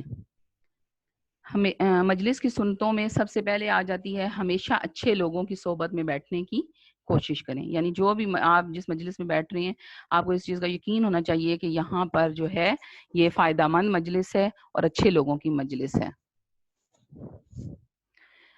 دوسرا یہ ہے کہ مسکراتے چہرے کے ساتھ حشاش بشاش ہو کر بیٹھیں، اور جو باتیں ہو رہی ہوں گفتگو میں حصہ لیں، ورنہ غور سے سنیں۔ یہ نہ ہو کہ آپ کے ایکسپریشن جو ہیں، کیونکہ آپ کے ایکسپریشنز جو ہوتے ہیں وہ بڑا افیکٹ کاری ہوتے ہیں بتانے والے کو۔ پھر اس کے بعد آگے ہے کہ کوئی مجلس اللہ اور رسول اللہ صلی اللہ علیہ وسلم کے ذکر سے خالی نہیں ہونی چاہیے۔ پھر اس کے بعد آگے ہے مجلس میں جہاں جگہ ملے بیٹھ جائیں، صف بندی اور ترتیب کا خیال رکھیں، خالی جگہ نہ چھوڑیں، اور لوگوں کے اوپر سے پھلانگ کر اذیت نہ دیں۔ پھر اس کے بعد آگے آتا ہے کہ اگر دو افراد ایک دوسرے کے قریب بیٹھے ہوں تو انہیں الگ کرنے یا ان کے پاس بیٹھنے سے پہلے اجازت لے لیں۔ یہ نہ سمجھیں کہ وہ آپ کے بارے میں برائی کر رہے ہوں گے، اچھا گمان رکھیں۔ پھر مجلس میں بیٹھ کر کانوں میں چپ کے باتیں نہ کریں، اور غیبت تو بالکل نہ کریں، اس پر عذاب قبر ہوتا ہے۔ پھر مجلس میں اس بات کا خیال رکھنا ہے کہ پاؤں پھیلا کر نہ بیٹھیں، ادب کا خیال رکھیں۔ مجلس میں کسی امتیازی جگہ پر بیٹھنے سے پرہیز کریں، یعنی سب لوگوں کے ساتھ مل کر ہی بیٹھیں۔